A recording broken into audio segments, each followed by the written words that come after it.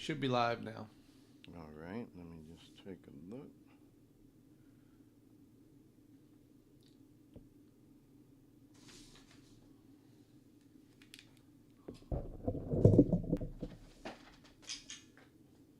I just got a notice from YouTube that we're live there. Alrighty, let's do this. Here we are.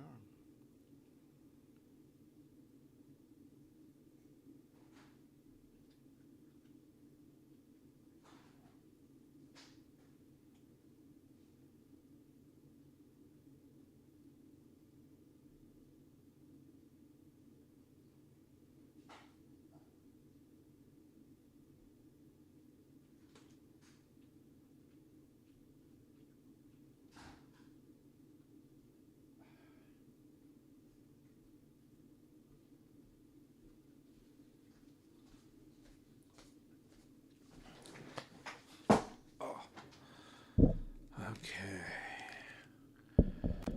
There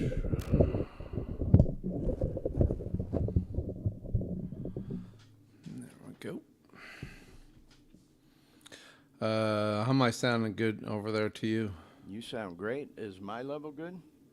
Hang on a second. I'd probably suggest that you bring yours up a little bit.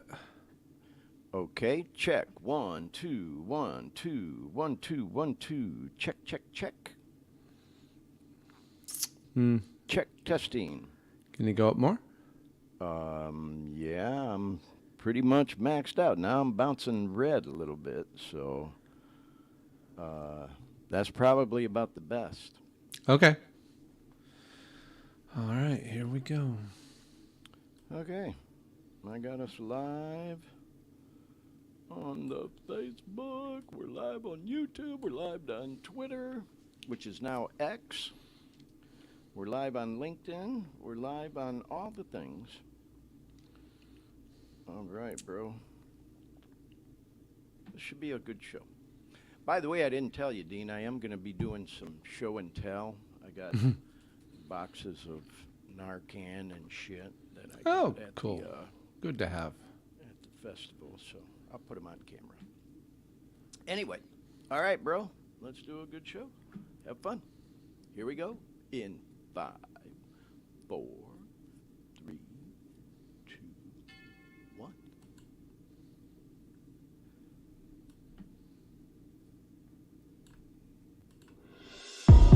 On average, just in the United States, about 220 people die every single day from an opiate overdose. By the time we finish this show, 8 to 10 people are going to die from an opiate overdose. If we get even one person, one viewer with this program that we might be able to help with some of the information that's shared on here, then it's all worth it.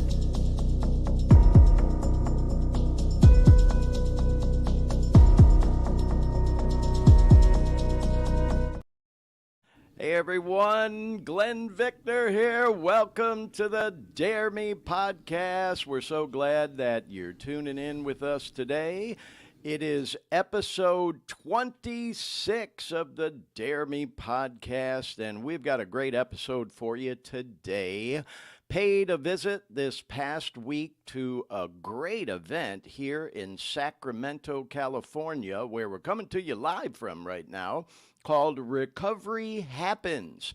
It was the 31st annual Recovery Happens event held at the California State Capitol here in Sacramento. And when I was at the event, I walked through all the expo areas and checked out all the cool booths and vendors that were there. I got some great interviews with some folks that we're going to show on the program today. We're even going to have a demonstration of how to properly administer Narcan, which of course is the antidote for someone who may have an opiate overdose, an opioid overdose. So you want to stick around to see that. Also met with a state senator who is sponsoring a bill to hopefully help with the opioid crisis and treatment area. We'll talk a little bit about that and hear from the senator. in an interview that in a speech that he gave at the event. So that's all coming up on today's program. We've got a couple of stories in the opioid news that we want to talk about. We've got some music news, some funny memes we'll talk about, and some shout outs too. So that's all coming up on the program today. Right now, we want to bring in our co-host and producer live from Orlando, Florida. There he is, Dean Baker. What's happening, Dean? Hey there, Glenn. Hey, how's things in Orlando, man? Is the weather starting to break, or you still got humidity there in Florida this time of year? Oh, it's still pretty humid, but it's definitely less than it was, or less hot than it was last couple weeks. I meant to ask you last week, and I completely forgot, bro. How'd you make out with that hurricane that passed through? I know it went further north, but did you get some of the bands in the Orlando area that came through? What was it called? Idalia? Was that the name of that one? It didn't really do much here. It just, for the few days afterwards, it kind of dragged a bunch of little microbursts through, right on. So we had some pretty, just pretty good rainstorms for the next like 3-4 days after, but for the most part it was. Glad you dodged the bullet and just got a little rain. We want to definitely send our thoughts and prayers to all the folks in northern Florida there. My second hometown. If you're new to our program and may not know, I lived in Central Florida where Dean is right now in Orlando for 30 years. I've been here in Sacramento for almost a year, coming up on my California-versary, as we say. It'll be one full year, man, in just a few weeks that I've lived here in Sacramento.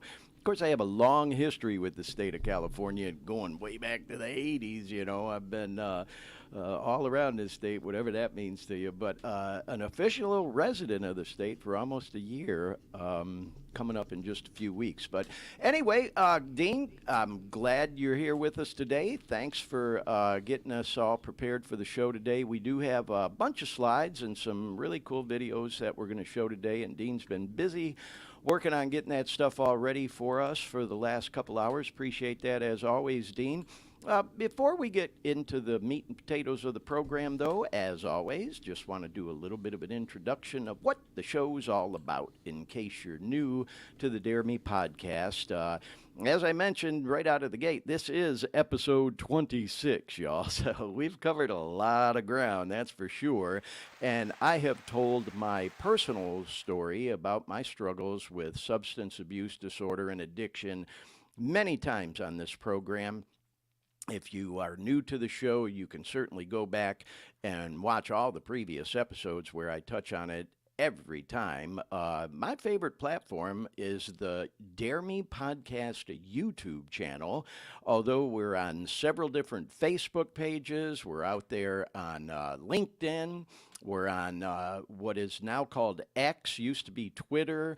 We're out there on the new one, Threads. We're on all the things. You get the idea. But in any case, if you're new to the program and maybe even come across the recorded version, if you're looking for information about getting off of opiates like I was when I was trying to kick them, and you come across this particular episode of the show, zip on over to the Dare Me Podcast YouTube channel, and you'll see all 25 episodes that we've done already, and you can go through them and kill some time if you're kicking dope, because when you're trying to kick, I get it, man.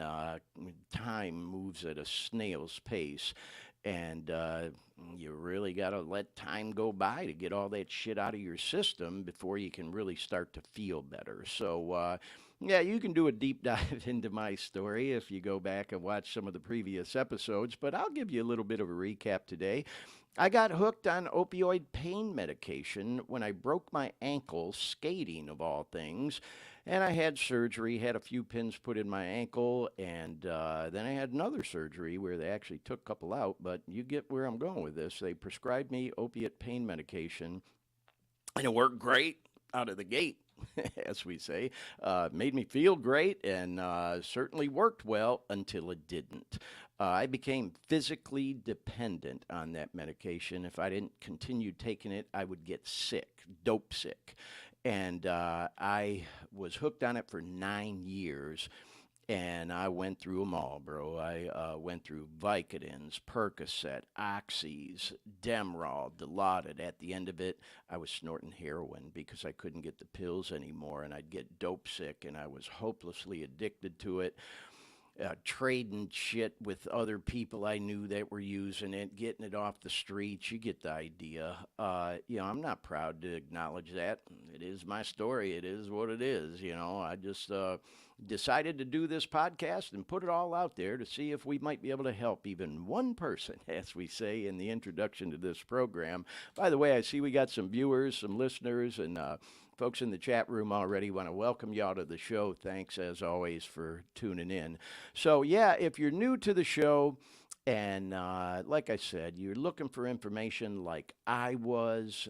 When I was trying to get off the dope, I was Googling and searching YouTube, how to get off opiates, how to kick opiates, all that kind of stuff.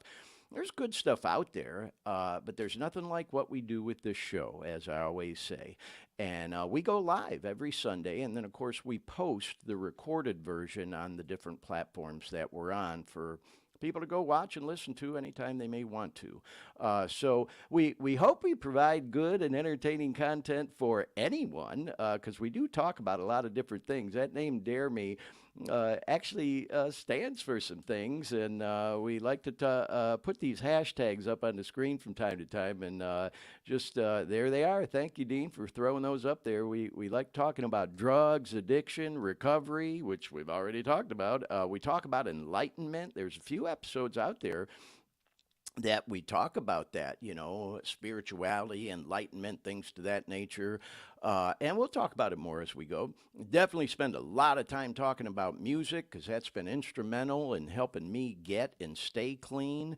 And, of course, fitness and exercise. It's considered a sickness that is physical, mental, and spiritual. So we do try to talk about all the things across the top of the screen. Today, we're going to focus in on certainly recovery and also addiction and drugs and things to that nature. But I attended this event, as I mentioned, called Recovery Happens 2023. It was the 31st annual one at the Sacramento State Capitol, and it's all part of what is known as National Recovery Month. So let's go ahead and bring up some of the slides that we have for today's show, and we'll start to move into the whole thing. So yeah, there you go. That's a slide that we put together for y'all. Just again, kind of reiterating what I just mentioned, that September is known as National Recovery Month. And so I attended this event, and here's, some info and a logo for it. It was just this past week on the 6th, and it was really interesting, and we're going to take a deep dive into it right now, y'all, and talk a little bit more about it and watch some of the videos. But, when we get done with that, stick around, because we've got some cool shout-outs we're going to do. We're going to talk about some music news, opioid crisis in the news. We got a couple little funny memes to wrap the show up. So that's all coming up, but right now we're going to take a deep dive, like I said, into this event, y'all, and we're going to bring up our first video here. Let me just kind of go over. I'm working this in the chat room here and in StreamYard, y'all. Our first video is it's all about this event. And so I walked all around the state capitol, and I just really wanted to give y'all a feel for this event. So this first video is me kind of down on the sidewalk in front of the Capitol and what's known as the famous Tower Bridge here in Sacramento. And I actually filmed this one after the event, but let's give it a look and a listen, and you'll get the idea. Check it out. All right, y'all, so there's the famous Sacramento Tower Bridge, and it can be seen right here from the steps of the state capitol, where we are out here at the recovery event Recovery Happens 2023. You can see lots of activity going on out here. We walked through all those tents and saw all the booths and met with the different vendors and got some interviews with some really cool people about some unique services and things available for people in recovery looking to live and stay clean, and also for people looking to get clean. So yeah, that's it. Great event. All right, so you get the idea. That banging you were hearing in the background, by the way, there was a Native American group out there, Native Americans in Recovery, or whatever the name of it was, and they actually were doing like a little bit of a drum circle there, which was kind of cool. Might you say the natives were restless? Well, all right, but Dean with his sense of I humor couldn't there. resist. Great group, though, I'll tell you. I went to their booth and met with some of them, and man, just some of the coolest people. You know, it definitely was a very eclectic event, and lots of, you know, different cultures and ethnicities and age groups, young and old. As you'll see, we stopped by one particular booth and interviewed a guy that's coming up called Young People in Recovery. So definitely was a very eclectic event. Anyway, let's go right into our next video. It's basically the same thing we just watched, just from a different view, and I just thought we'd show this one, so check it out. All right, y'all, so I thought I'd get a little video here facing the Capitol. I did one facing the bridge starting off, and you can see here on the sidewalk lots of activity going on. They got cool food trucks out here. There's the bridge down that way, the famous Tower Bridge in Sacramento. Yeah, so lots of stuff going on out here at the Recovery Happens event 2023, and it is going on, y'all. So anyway, just thought I'd show you another little perspective of the event out here on the lawn of the state capitol of California. So there you go, folks. And keep in mind, I was out there quite early. You know, the event started at 9 in the morning, so it didn't look real crowded in those particular videos, but it definitely got crowded at various times throughout the day. I mean, it wasn't like packed bumper to bumper, elbow to elbow or anything, but at different times it kind of fluctuated. We're going to go into this next video now, and this was like the kind of the beginning of the day. You know, a program overview, one of the speakers. You know, there's lots of background music, so, you know, bear with me on this one. But I thought we'd show this to give you an idea of, again, you know, what the event was like. Here we go. When we feel that, when we are connected. All right, y'all, we are out here. And so we want to acknowledge our relatives at Wilton Rancheria. And I'm going to offer this blessing. Just thought I'd and get in our language, we just say footage. tuta, this tuta song, which is like saying, I'm going to bless on. this ground that we're on. See, We sing the these songs event in preparation of our definitely ceremony. going Every on. time we It's come quite together filled as up. tribal people, we believe that Senator ceremony. Cortese is about And to I'm speak a in a person little in bit. long-term sobriety, And abstinence. just thought I'd get a We little call it footage. Friday. We'll go check out all the booths and What do we do? vendors and all that stuff in a little bit. But If we do it, so we in get some Norway, footage you will of be found this a thing God starting of our out. understanding. Here we go. So we're All right, y'all. So, you know, you get the idea. It was really a cool event. And, you know, I really thought it was a great idea to show all this on the program today because, you know, as we've talked about on this program many, many times, you know, one of the biggest stumbling blocks for people who get hooked on whatever kind of drugs or dope it is, when they want to try to get clean, is this whole fucking stigma. there's this stigma attached to it, like, oh God, what are people gonna think? Oh my God, I can't come out of the closet and let people know that I got hooked on this or that or the other, or I'm an addict.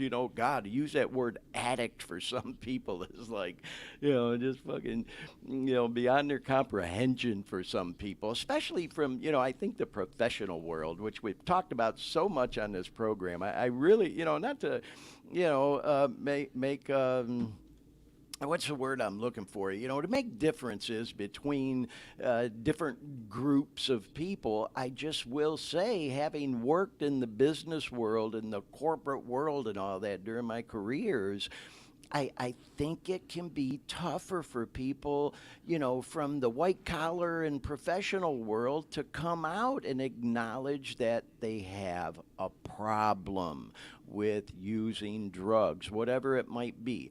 And if you struggle with that word addiction because of this whole fucking stigma, try to maybe get with what's become, I've gathered, kind of the new buzz phrase. It's a substance abuse disorder. It affects so many people. I don't think any of us could say that we don't know at least one family that it has affected in some way. And of course, with this fentanyl crisis right now, oh my God, people are just dropping like flies, dead left and right. And it affects all age groups, all ethnicities, all cultures, like we talked about. So where I'm going with that, y'all, again, is events like this. I just love stuff like this. It's the whole recover out loud thing, just like what we're doing with this podcast. I've said it on here before. It took a lot for me to put myself out there the way I have. I've got a long history with addiction and recovery, by the way. I started using as a young guy, not to get too much off into my story, but I did. I started using as a young guy, 12, 13 years old. It just seemed like everybody at that time was smoking weed, drinking, partying, at least the kids I knew, and that shit went on for me till I was like 25 years old. And then I stayed clean for almost 17 years. I had a horrible relapse. I was just going through some shit, and I wasn't doing the daily maintenance and, the work you need to do to stay clean. And I relapsed. And then I got clean again, and then I broke my ankle and got hooked. But the point I'm making is, it was very difficult for me out of the gate to put myself out there like this. But now I wouldn't have it any other way. 26 episodes in, I don't want to get into a long laundry list of all the feedback we've gotten and people we've heard from, since we started doing this show, just thanking us for what we're doing and being our biggest cheerleaders to keep moving forward with it, So the point I guess I'm getting at with this whole thing, again, y'all, is I just think events like this are great for breaking down that stigma, man. There's nothing to be ashamed of if you develop a substance abuse disorder, a drug problem, an addiction, whatever the fuck you want to call it, You got to do something about it or it can kill you, And so, being open about it is not easy at first. I get it. Relationships will change, but those that really, truly do care will stand by you no matter what. And you'll find you'll make a whole group of new friends that really do want to do what they can to help you as well. So anyway, with all that said, y'all, come down off my soapbox. Let's do the next video. Actually, you know what, Dean? I want to show this picture first of me and the senator. This is Senator Cortese here in California. And he is a great guy. Well, that was another slide about, I'm looking for the picture of me and the senator. There we are. Okay. Yep. This is Senator Cortese here in California. And he did a speech at the event that we're going to hear a portion of in just a moment. He's got a bill in the Capitol there that he is pushing for to make it more difficult for health insurance companies to basically boot people out of treatment. And he talks about it a little bit in his speech. Not just booting them out early, but even approving people for substance abuse disorder treatment. Now, I will say, y'all, I'm a cynical person. I've been that way my whole life. And I'm always looking at somebody's angle. Like, what's this person's angle? What's this agency's angle? What's in it for them? Are they really sincere about what they're doing and all that shit? And we've talked on this program about the drug treatment industry, and it is an industry, a $1 billion industry. Go back an episode and two and watch and listen to what we talked about having to do with the Jamie Daniels Foundation. And if you're not familiar with the Jamie Daniels Foundation, I highly encourage you to Google it, go to their website, and read Jamie's story. Man, this young guy who was struggling with substance abuse disorder got a hold of some of them bullshit pills, man, laced with fentanyl, and OD'd and died. And God bless his family. They formed this foundation. We talked in depth about it on our last episode, y'all. But they tell the story of him and his involvement with the treatment industry and how things didn't go the way you might think they would. And let's just put it that way. I don't want to get into the long story about it, but what I'll say is, and I talk about it in some of the videos we're going to show today, you really want to do your research on whatever treatment agency you may choose to use if you decide to go into drug treatment. You also want to do research if you're trying to help someone, your son, your daughter, your husband, your wife, your mother, your father, your friend, your colleague, your coworker, your employee, whoever the fuck. There are a shit ton of great ones out there that are legit. There's also some that maybe not so much, so do your research. And anyway, where I'm going with the whole thing is, when I heard the senator speak, being the cynical guy I am, and read about his bill and all that stuff, I thought to myself, okay, what's his angle? Is he getting PAC money from the treatment center, the multi-billion-dollar treatment center industry, to sponsor a bill like this, to put pressure on the insurance companies, to fund, treatment for people wanting it? And quite frankly, I'll be honest, y'all, I did not do the research. That's all public information, but I didn't look it up. What I will tell you is he seems like a really nice and legit person who gets it. He does get this whole opioid crisis that's going on and the whole drug treatment, concept. Is that the right word? The whole drug treatment industry and all that. He understands it. And, I really believe the guy is sincere. And as I've said before on this program, I don't get into politics on here. Certainly I have my opinions on various political issues, but I don't want to alienate anyone. I don't even fucking label myself. I am definitely not going to label myself a Democrat, a Republican, a conservative, a liberal, whatever the fuck. Do you? For me, I am more of an independent. It depends on the issue. It depends on the person, the candidate, whatever you want to call it. It depends. Our so-called two-party political system is all a bunch of shit, if you ask me. And I'm getting a little political there, but the point I'm making is, I don't judge people based on their party. I will try to do research on, their voting record, what kind of political action committee funding they're getting, things to that nature. And I didn't do all the research on the senator, like I said. However, he does seem legit, y'all, and does seem to care. And at the end of the day, people are fucking dying from fentanyl overdoses. The opioid crisis is not getting better. If you think it's getting better and you've heard all about these settlements with Purdue Pharma and all the rest, and you think it's not. It's getting worse. It continues to get worse, y'all. And so, when I think about, the treatment industry and guys like the senator that are trying to do something about it, I pay attention. And it does seem like this guy really does care. And there absolutely is a need for legit drug treatment centers, rehab, whatever you want to call it, to be available for people seeking help. So with all that said, let me get down off of that soapbox for a second.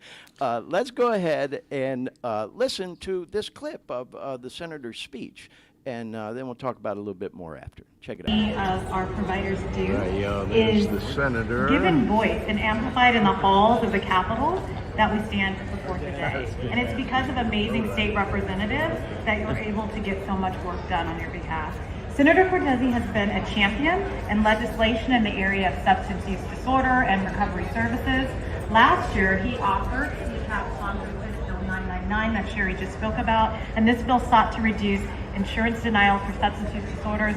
And this year, he's the author of SB 10, Melanie's Law, to establish a state working group on fentanyl, education in schools for the purpose of promoting public education, awareness, and prevention of fentanyl or overdoses, with the outreach aimed at staff and pupils in schools.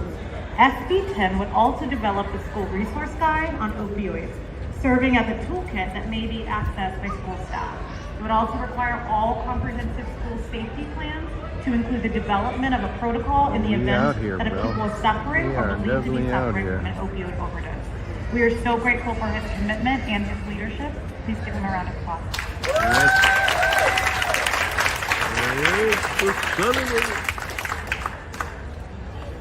Well, thank you very much for the warm welcome.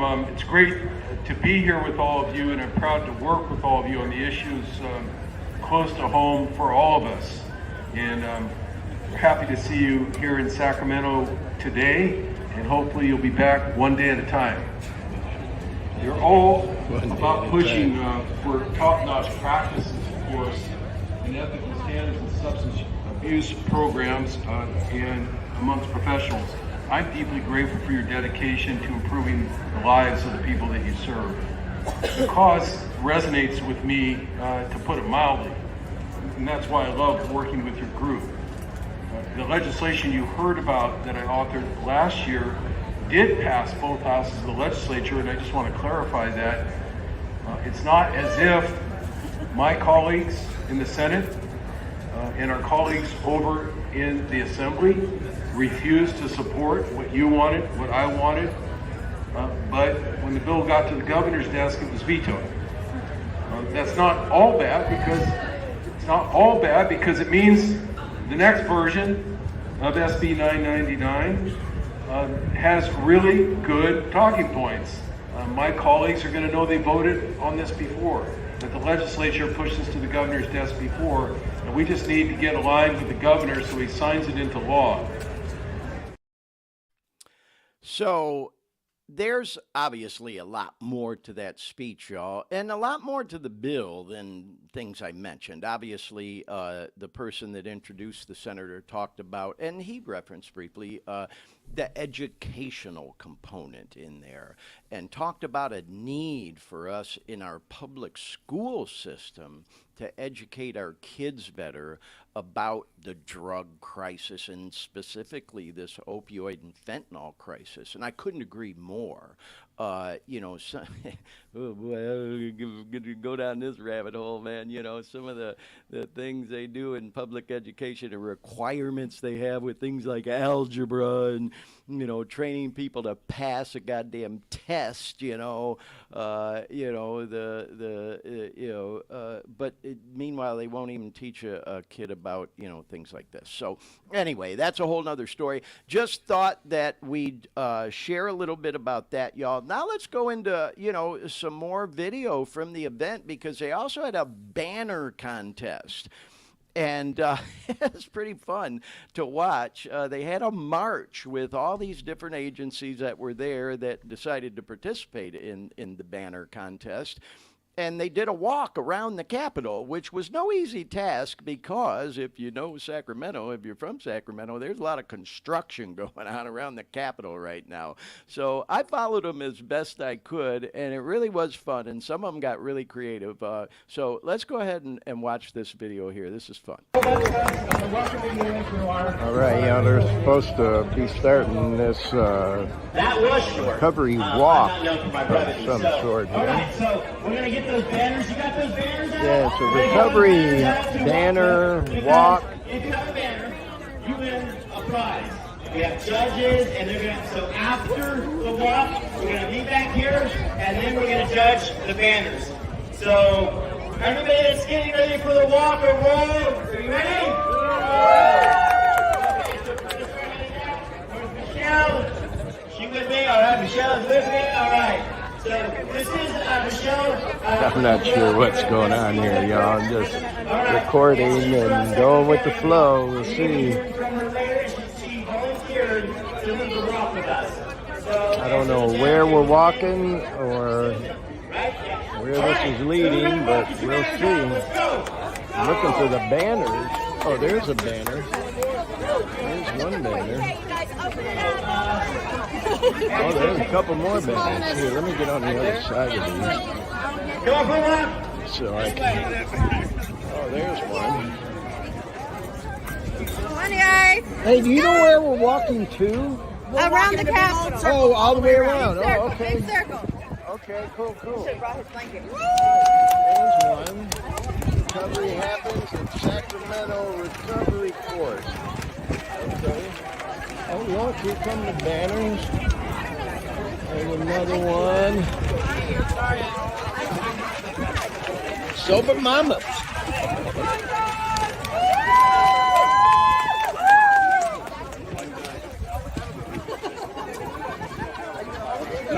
There you go. Yeah, pull that out. There you go. Options for recovery.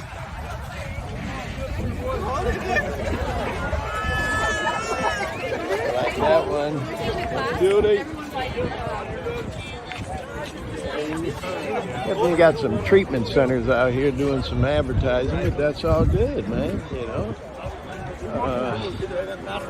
Just got to make sure they're legit.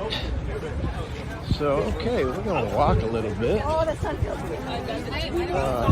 don't know if I'll record this entire walk around the Capitol. There is construction going on out here, so I don't know how in the world we'll be able to go all the way around the Capitol, but clearly we're making our way. Oh, there's Judy in the very front. Along some type of path.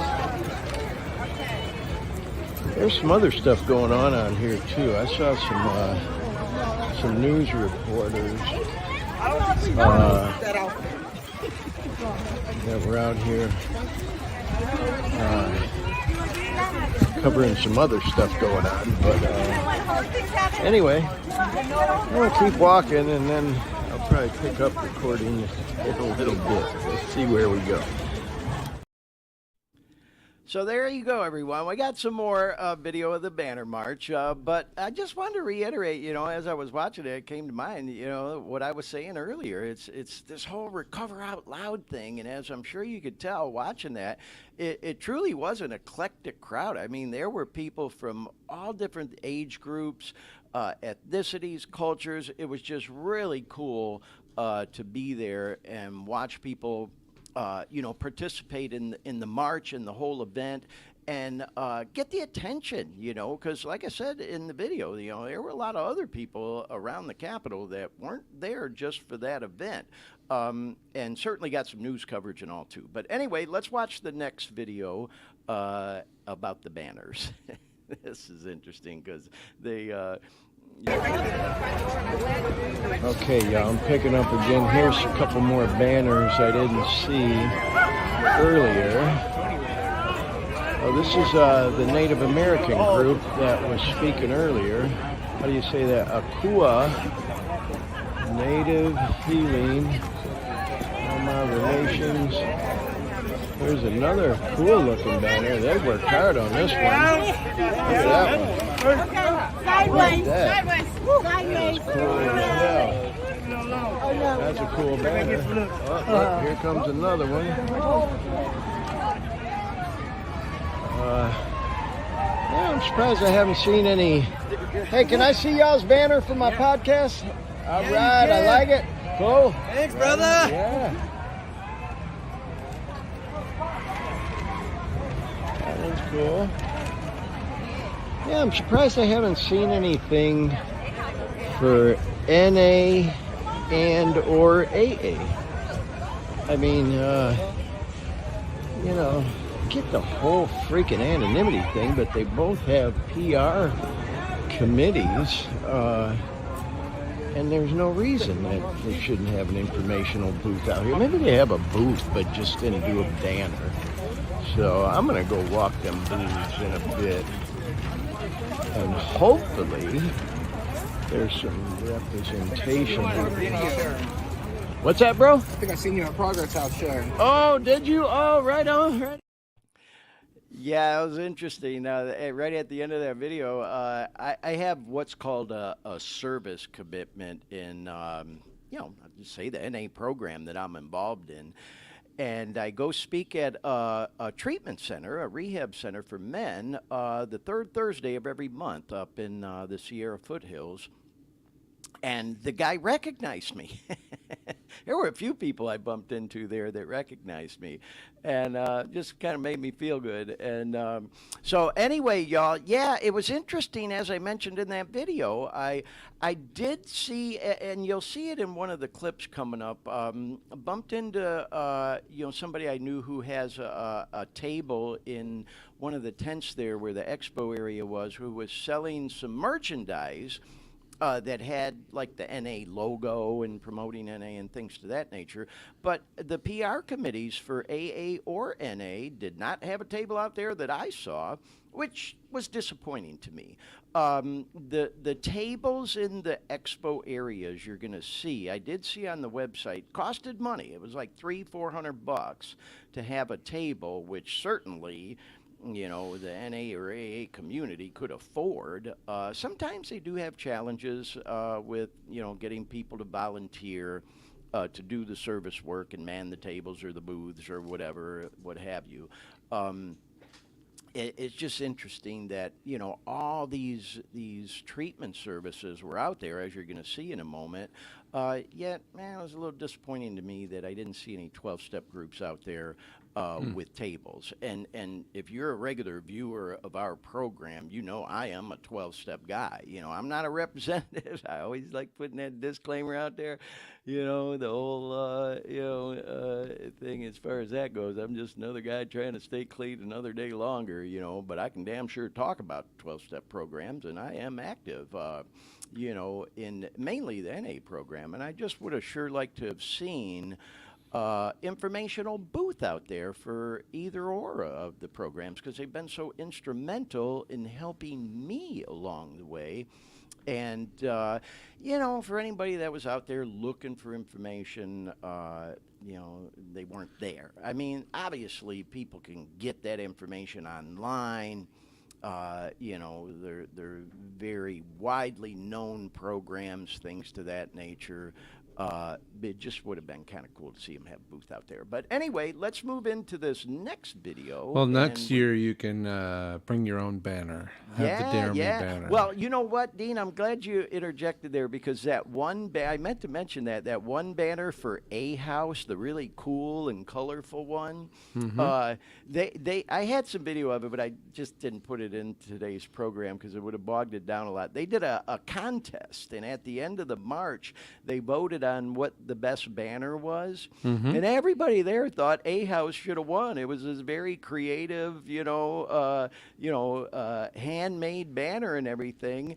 And they ended up giving it to this one treatment center that had this digitally created banner, and everybody's like, what the fuck?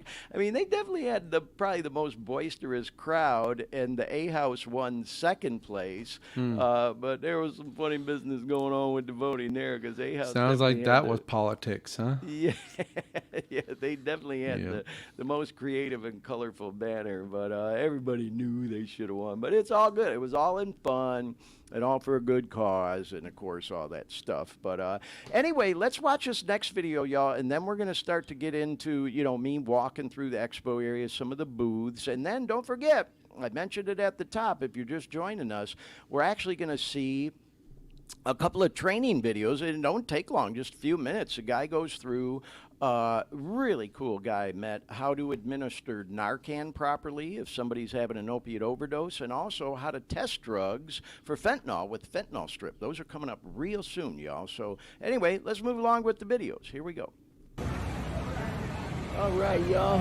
So here's another banner. Oh, we filmed that one earlier. I'm back recording again. You know what? I'm gonna go this way and start recording some of the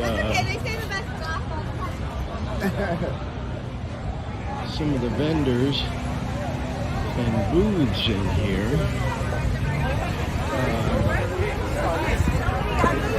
Let's see what we got in here.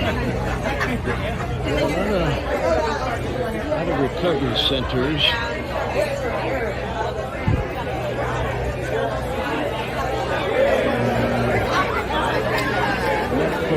Heritage Oaks Hospital, Alpha Oaks Cornerstone, Sac Recovery House, Inc.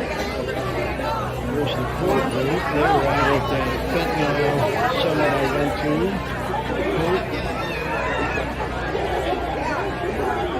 This one over here.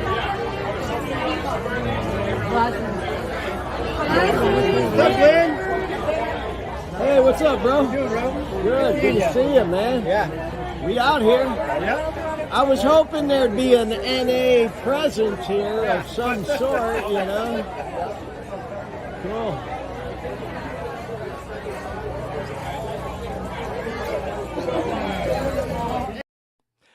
So obviously there was a guy I knew that I bumped into, and I mentioned that briefly. You know, it wasn't an NAPR informational booth table, but at least there was a presence out there. They were selling merchandise with the NA logo and things of that nature on there. So that was kind of cool to see. Anyways, y'all, you get the idea. There were like, I think, 3 of those huge tents set up where they had all these vendors with their booths and informational tables and things set up. And I walked through another one. And then after we watch this video, we'll watch the one with the Narcan training. So check this one out first. All right, y'all, I'm filming again. I bumped into a couple people I knew. So there's that tent. Let's move into this tent. And there's this Diamond House Dual Diagnosis Treatment Center in Elk Grove in the Sac area. Pure Mind and Body. These events are like, it can be like trick-or-treating for adults. When you go through these things, they're always giving away stuff. Sac County Proby, First Steps, a lot of treatment centers here, that's for sure. Spire. Whoops, sorry.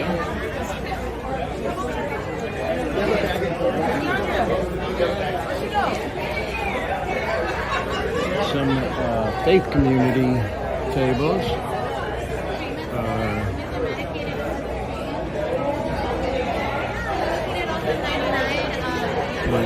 Specifically for opioid use disorder. All kinds of beads. Bridges.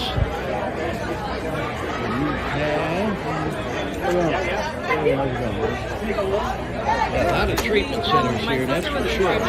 This is big business, man. Multi-billion-dollar business, this drug treatment shit. It ain't no fucking joke, that's for sure. You gotta make sure you're dealing with a legit organization. Kind of like what we alluded to with the whole Jamie Daniels Foundation. So there's another one over there. Looks like they're still walking with the banners because I don't see them back out here where the center of everything was earlier. Look at this, Josh.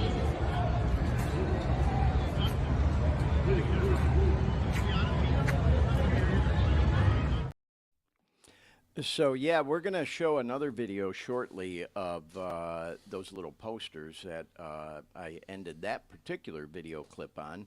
Right now, though, we want to go into the next video, which is, in fact, training on how to properly administer Narcan. And you saw just a short little clip of the front of their booth and you know, the area where I saw this. So if you hadn't noticed, you probably heard a couple of times in today's program, in my voice, in my tone, in the things I've said, maybe a underlying tone of cynicism when it comes to the drug treatment industry. Have you picked up on that at all, Dean? Not at all, Glenn. Not at all. Not at all. As he said sarcastically. You were just a delight. I will say, Dean, I had a great experience with one of the rehabs I was in, and I'm not trying to endorse them over any other. I'm just saying they are legit. It's a place called Brighton Hospital in Brighton, Michigan, one of the oldest rehab centers in the country. A lot of famous people have gone through there, too. Eminem, Marshall Mathers is probably one of the most famous people that's gone through there, being from the Metro Detroit area because it's in southeast Michigan. They're legit. There was another one I went through that I'm not going to mention by name. Not so much. I literally walked out of that place. So why'd you walk out? Beg your pardon? Why'd you walk out? Well, it's a long story. What I'll say is they were not very sympathetic to the withdrawals I was going through. They had a curfew in place where you couldn't even leave your room past a certain time. Oof. And oh yeah, I wasn't having it. And when I first checked in there, I was so strung out that I ended up sleeping for 12 hours, and they let me sleep, which I get. You know, they want you to sleep through it. I'm sure they were probably checking my vitals. But the point I'm making is I fucking woke up at like 10 o'clock at night after sleeping for 12 hours. And there was no doctor or nurse on staff at the time, just the people up front, you know, the receptionists or whatever you want. God bless them. But I wanted to, like, go down to the fucking TV room, get something to eat, whatever the fuck. I'm like, and then the withdrawals were really starting to kick in, and they had nothing for me. Nothing. And then they told me I had to stay in my room, which was almost like a prison cell. The fucking walls were made out of cinder blocks. I mean, they were painted cinder blocks. You know, I'll tell you, man, that fucking place, I never should have went in there in the first place. I was, like, pretty fucked up at the time, but, you know, I was persuaded by people who, thank God, love and care about me, to go in there. But it was not a good experience for me. And so, but I will also say this, Dean, that place does have a record of helping a lot of people. It just didn't work for me. So everybody's different, you know. Some people need that country club kind of place. Some people need that fucking rough place down in the hood where there ain't no pampering, man. It is we're down in the trenches, as they say. So it just kind of depends on the person. It's like, you know, I even think about, you know, this program in that regard and how we put that content warning on the front end that we use strong language. Well, it's kind of sort of by design, folks. If you're reading between the lines, you know, when somebody's struggling with addiction, they'll sugarcoat many things in the things they say. So sometimes you got to get down to the level of the people you're trying to get through and help so that hopefully they can relate to you and what you're talking about and saying.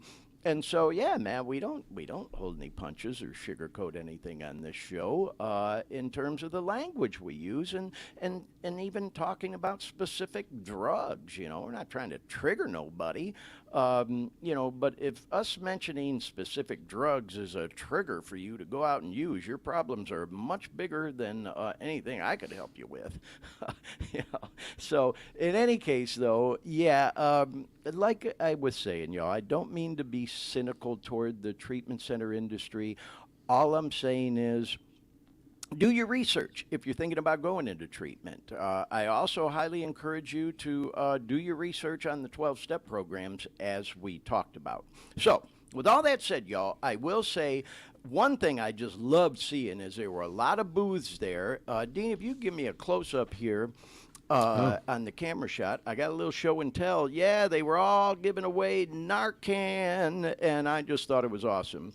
Because this is so timely. If you follow this in the news, y'all, you know that Narcan was made available for over-the-counter purchase without a prescription just this week. And it ain't cheap, y'all, for 2 doses. A 2-pack, this box right here, cost you around $50. And they were giving it away left and right, as you're going to see in some other videos. And then they even had this one, which is the 8 milligram, and I hope I'm pronouncing it, excuse me, sorry, y'all. I hope I'm pronouncing it correctly. It's called Cloxido.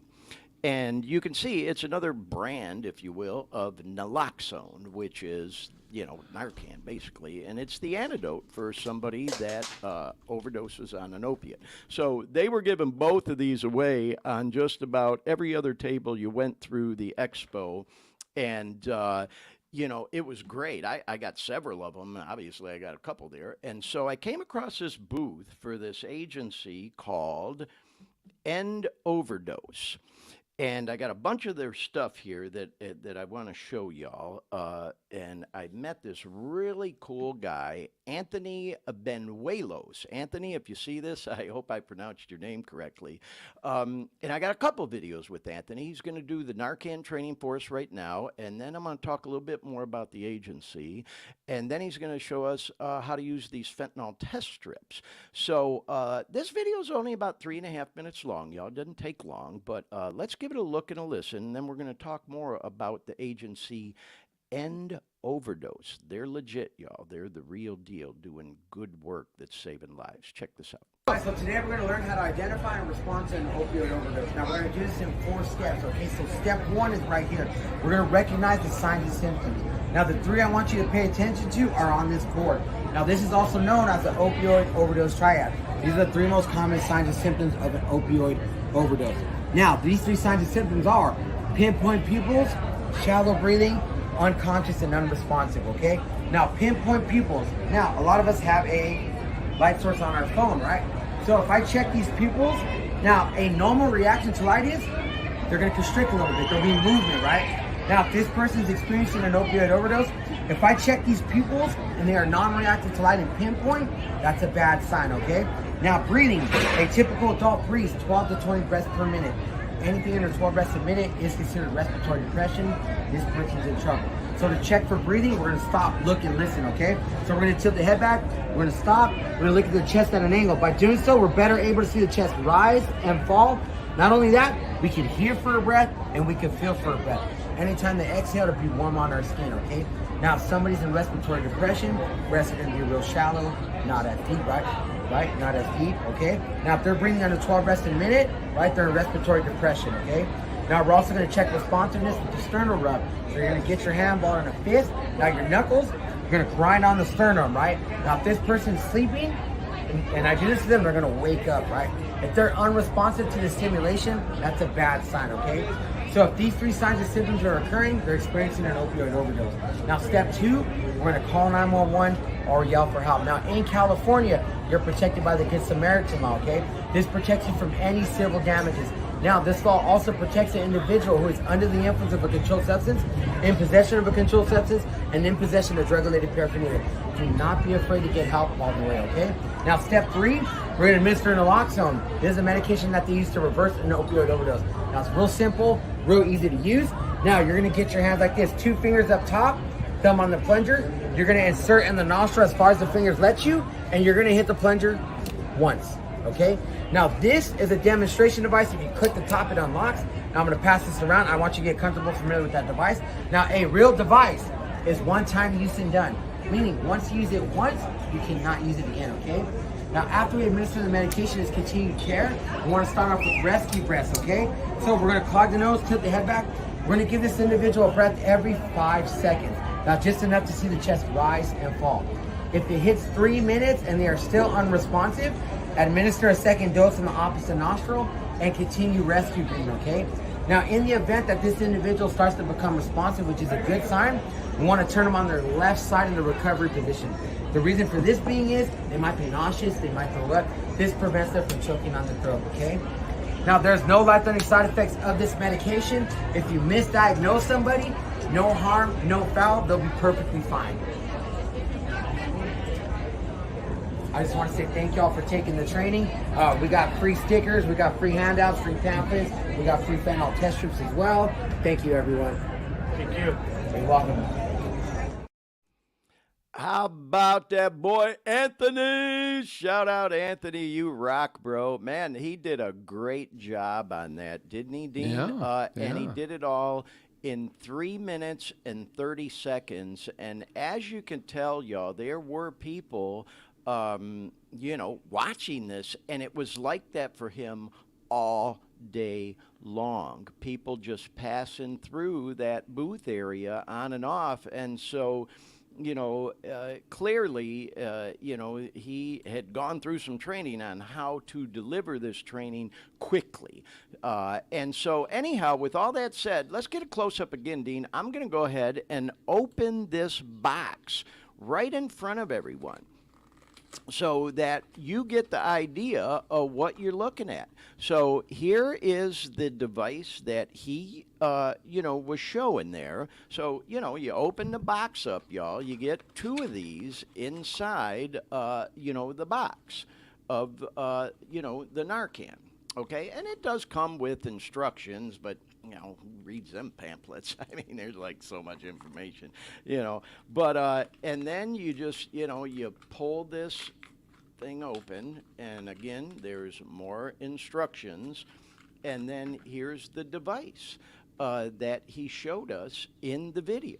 So if you think you might have missed a couple things in terms of what he was talking about, rewind this show and go back and watch it again, because it's real easy to administer, y'all. And if the first dose doesn't work, as he mentioned, give them another one. And so also, we, as you could tell at his booth, he was handing out the 8 milligram one. Wow. And what's that, Dean? Just commenting. Wow. Okay. Yeah, well, actually, we're gonna open this one in a little bit, little teaser, because we have another girl that we did an interview with that we talked to about the 8 milligram one. And so when we watch that interview, then I'll go ahead and open this one up. But I want to talk just a little bit more about end overdose, y'all, because another thing I love about them, like I said, man, nothing against all the treatment centers. They're out there marketing their business and their wares. And I would venture to say all the ones that were at that event, y'all, they're legit. They're in it for the right reasons, I just, I'm always cynical when it comes to certain things. And, of course, as I've talked about on this program before, y'all, with all this opioid settlement money out there, millions and millions and millions and millions, tens of millions of dollars, you know damn well as I do, they're all lining up for a piece of it. And you know damn well as I do, some of that money is going to end up in places it ain't supposed to, and being used for shit it ain't supposed to be, and being used to pay out of the, ballpark salaries of people that probably shouldn't be getting it, when it could be getting used for things like, prevention and treatment and things to that nature. And again, I hate to sound cynical, y'all, But we're going to try to keep our eyes on it, along with hopefully a lot of other agencies, just one more watchdog agency, as they say, hoping that all that opioid settlement money, tens of millions of dollars, hundreds across the country, is being used properly. Anyhow, I kind of got off on a little tangent there again. But like I said, the treatment agencies, the rehab centers, the outreach groups that were at this event all seemed legit to me. And I did mean to mention, in some of those videos you saw a couple of booths here and there where there weren't any people sitting there. Just remember, I was, when I was filming some of that stuff, it was still pretty early in the day, y'all, because I got there early in the morning and I was there all day. And so some of them agencies, I think the people just hadn't arrived yet. Or maybe they were getting something to eat or, taking a restroom break. Who knows, But again, getting back to what I was saying is I would venture to say all the agencies that were there were legit. The ones that I chose to show these interviews for, though, really struck out to me. And the one that I definitely loved the most was End Overdose. Because they truly are making a difference, y'all. And they're a legit nonprofit. And I love that they are trying to gear their message toward youth. You can see in this particular pamphlet, no one else has to die. They've got, young people on the front of it. And then Anthony mentioned they have stickers. So we've all heard about the ads that Camel Cigarettes was called out for, gearing their little cartoon characters toward kids. We've heard about the vape industry and how they were gearing all these, flavors toward kids, fruity flavors and all this shit, and I believe there's, definitely some truth to all that. What's cool about End Overdose is, they're doing stickers with, little cartoon characters like a kitten, End Overdose, save a life. So this is their way of kind of combating all that bullshit, coming at the youth too, picture of a kitten wearing a cap, End Overdose is what it says on there. And there's a picture of a fucking needle. The kids need to be aware of this shit, So I love that they're gearing their message towards kids, There's another sticker they have, End Overdose, love it, This one is kind of cool. It says, I don't know if you can see that. Let's see if I can get it up there. It says, hot girls carry Narcan. Hot girls carry Narcan. So fucking cool as hell, man. I love that this agency is doing the cool stuff they are. Then they had cards with these little comic book stories and characters on it. So, when we talk about an agency trying to gear their message to the youth, I love it. And then they had this as well, this little flashcard, first aid flashcard for, somebody, going through an opiate overdose. It's just a quick glance flashcard, and, those were going off the shelves. Had another little sticker, End Overdose, So anyway, y'all. Not to belabor it, but they were my favorite agency out there. There were a lot of other good ones, but I just loved what they were doing, and I spent quite a bit of time there talking with that boy Anthony. Anthony, again, if you see this, bro, you rock, man. Thank you for spending as much time with me, by the way, as you did as well, if you see this. So let's watch one more video with Anthony, and we're going to move on to the next agency, which is a pretty cool one called Recovery Cafe. And we'll hear briefly from the gentleman that I met at that booth. But right now, this is another video from Anthony and End Overdose talking about fentanyl strips and testing drugs for fentanyl. If somebody's using and you get some shit off the street, or even, maybe you get some pills you think are legit from God only knows who, it would even be a family member, you still want to test that shit. So anyway, let's give this one a look and a listen. All right, y'all, we're out here with Anthony Banuelos from End Overdose, and we just Anthony saw that awesome training and demonstration you did on how to administer Narcan, bro. That was awesome. So wanted to give you an opportunity first to tell you a little bit about your organization, then you're going to teach us how to use a fentanyl testing strip. Absolutely. Tell us about End Overdose. End Overdose. So End Overdose is a 501c nonprofit organization. We're based out of Los Angeles, California. Right. Now we're working to fight against drug-related overdose deaths through education, medical intervention, and public awareness. Now, education, we educate individuals on the signs and symptoms and also the steps to take. Now, the purpose of our training is to get you more comfortable, more confident with taking action to save somebody's life. Right? Absolutely. Now, medical intervention, right? Now, we cover the Good Samaritan law. We encourage you seek medical assistance, right? We need to get this individual to a hospital where they can be properly monitored, okay? Now, we also distribute Naloxone, the medication that they use to reverse an opioid overdose. So if you know anybody that could benefit that needs Naloxone, they can get it free on our website, www.endoverdose.net. You could also check out our IG at end.overdose. And public awareness, like we're destigmatizing this conversation. This is something that we need to talk about in our society. You know, fentanyl is such a prevailing substance in our society nowadays, and they're lacing a majority of substance with it. So we need to talk about this. We need to be vocal. We need to spread these resources is what we need to do. Shit almost killed me, bro. I got a hold of some of them bad pills when I was using, you know. But so anyway, like you were saying, man, what you just, you know, demonstrated. Whoop, I'm doing it the wrong way here. Okay, over here. Yeah. You demonstrated, bro. Helps a person to feel like more in their own element if they ever do have to administer the stuff. So tell us about the fentanyl test strip, though, if you would. Now, our fentanyl test strip, we offer this as a preventive measure.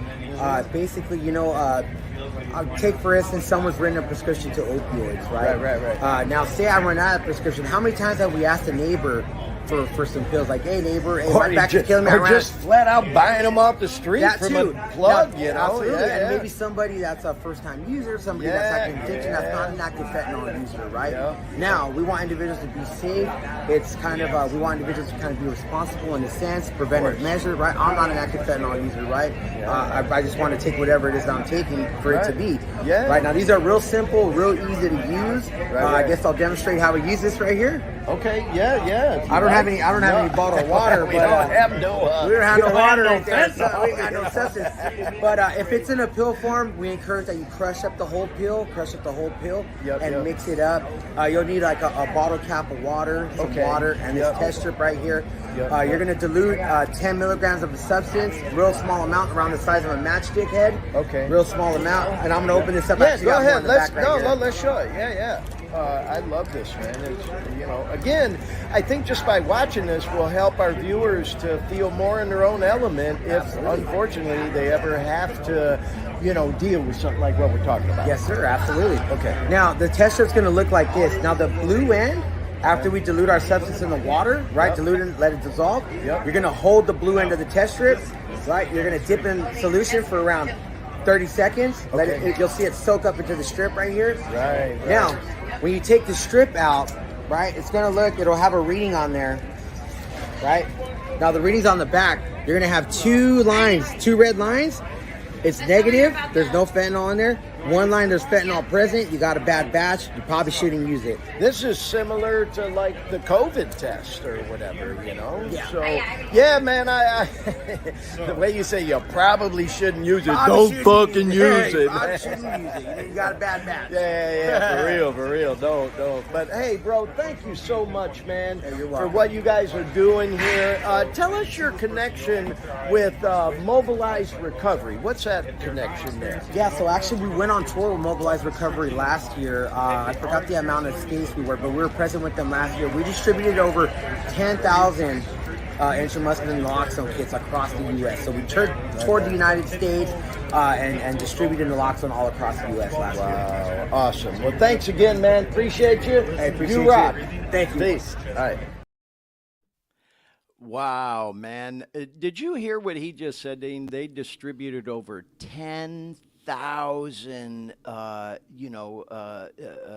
doses of the Narcan, man. How cool is that, you know? The dude is legit. And then let's get another close-up, Dean, because I do want to show the back of this. There was some glare when he was doing this is the fentanyl test strip package.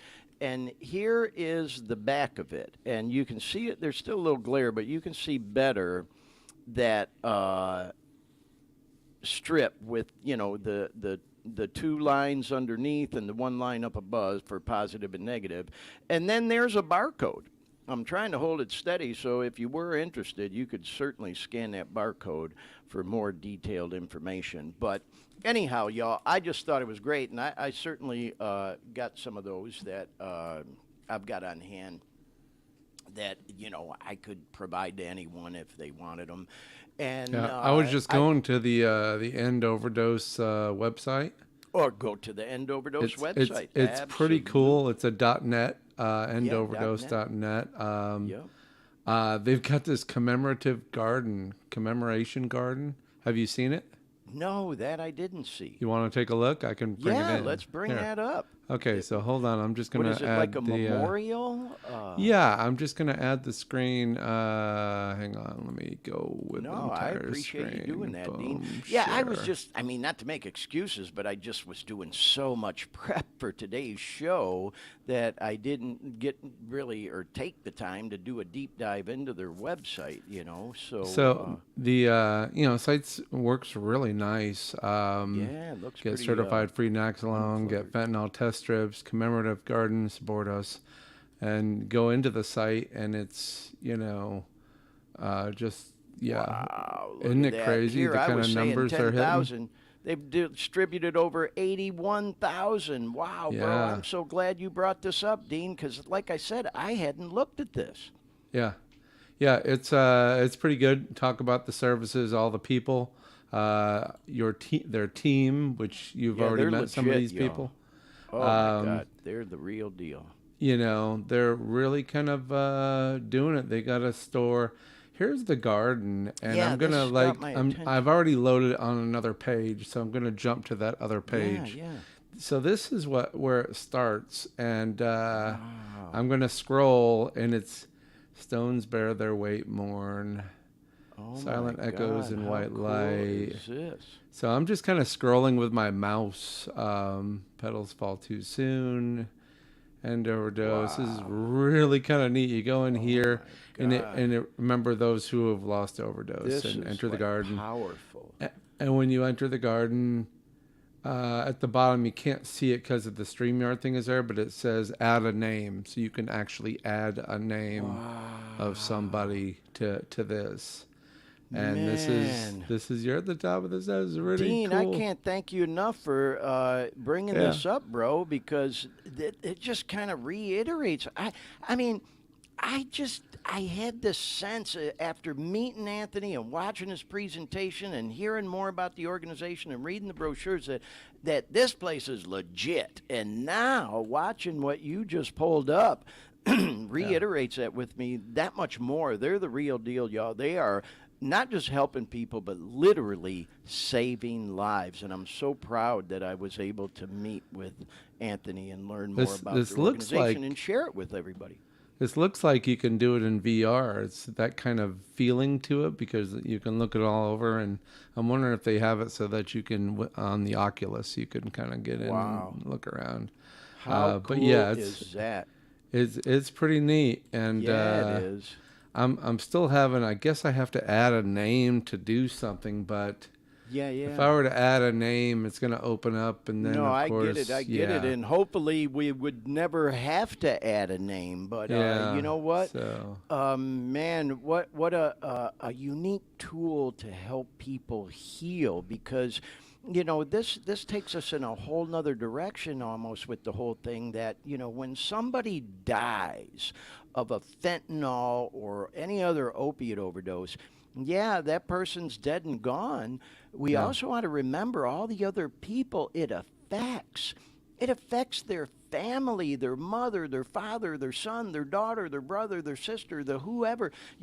That was one of the things that I had to really come to an understanding of, even in my own recovery, is that, it is a selfish sickness because we forget that it affects the people that love and care about us. And sometimes I talked about this with a friend of mine at a meeting, that sometimes when we're out there fucking up and we're using, we know we're fucking up. Our self-esteem goes so low because we feel like a piece of shit because we know we're out there fucking up, using, and all these things, And so we forget that people do love and care about us. And so, man, when somebody dies of an overdose, Dean, that is such a cool thing. I am so glad and so grateful, bro, that you did a deep dive into their website and brought this up and showed that to us. Because when someone dies, man, that's just another tool that can hopefully help people that love those that die in the healing process. Before that, I was on Narcan's website just to kind of get some idea and what they're all about. And I'll put it up. You may not want me to stay here, but no, it's fine. But the everything, the stuff you just went through. But one thing I did notice over here. Safe to use even if opioids are not present. Yeah. Oh, yeah. Which is I don't remember hearing that. So if you misdiagnose somebody, it is safe to use even if they're not. No, that's ODing. Talked about. Yep, Yeah, absolutely. I must have missed that so part. if But you're, as you just said, if you're suspect that someone did, ingest some opiates and they're unconscious, and you give them the Narcan, but they never did take any opiates, it can't hurt them. It can't hurt them at all. Right. So That's a that good was point. kind of that's kind of good to know, and I think that alone has to be because people are just so it's a big afraid thing. of.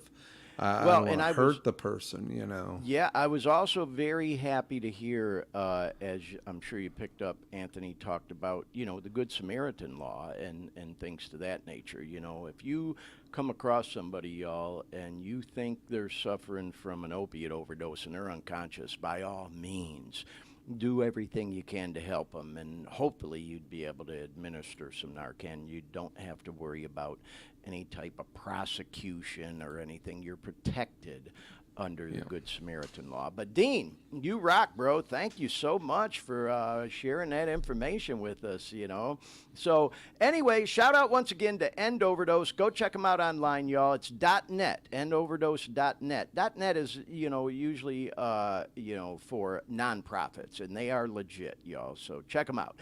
Now we're going to move along to this next video because, as I've talked about, and as you saw, y'all, I walked the floor of these tents where all these booths were set up.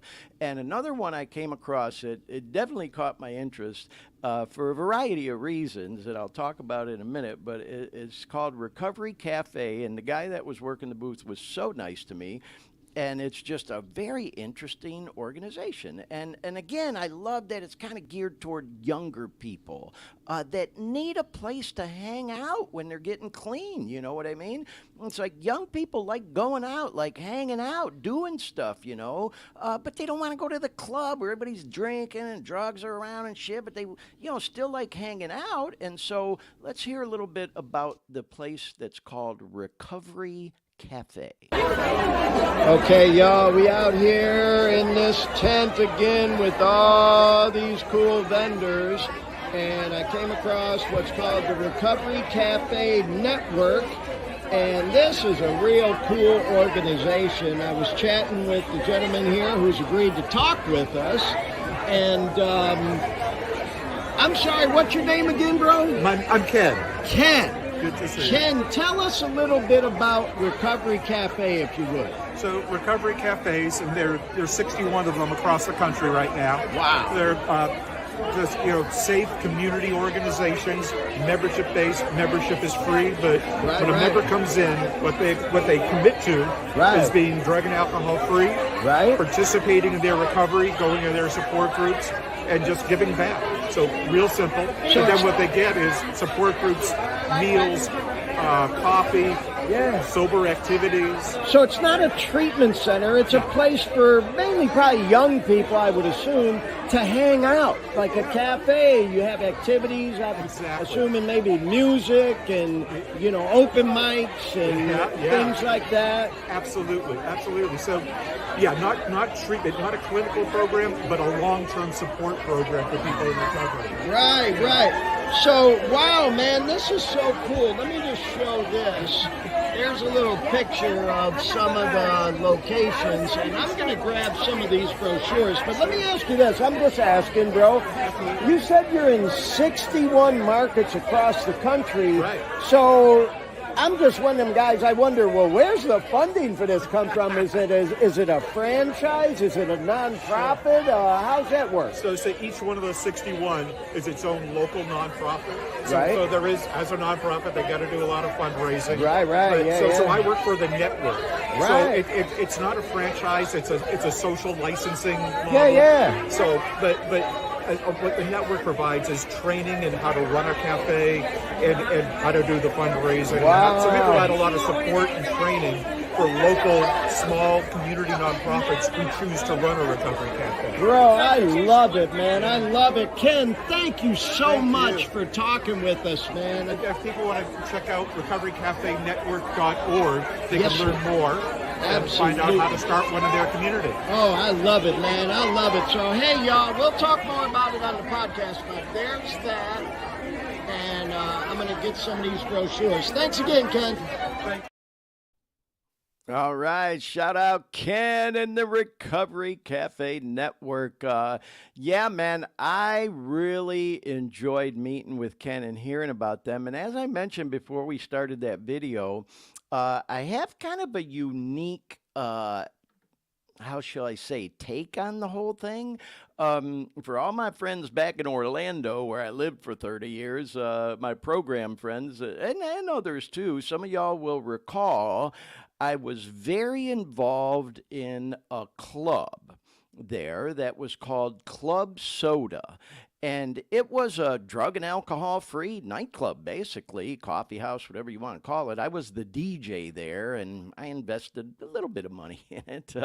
Man, we kept that thing going for about, I don't know, 7, 8 years. Me and this guy, Dan Brown, and there was another couple of people involved. Marvin, shout out Dan, Marvin. I saw we reconnected on social media. We need to catch up at some point if you guys see this.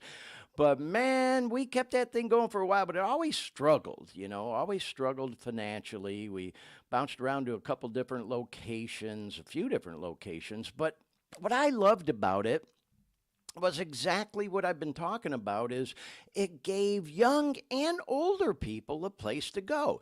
And there was always those fucking stick in the mud people. Well, that's just like a fucking bar, Dude, fuck you if that's how you feel. I still feel the same way as I did back then. Fuck you. Young people need a place to hang out. Just because you get clean and sober doesn't mean you got to fucking sit home on the couch and fucking fill your face with Oreos and get a big belly watching TV.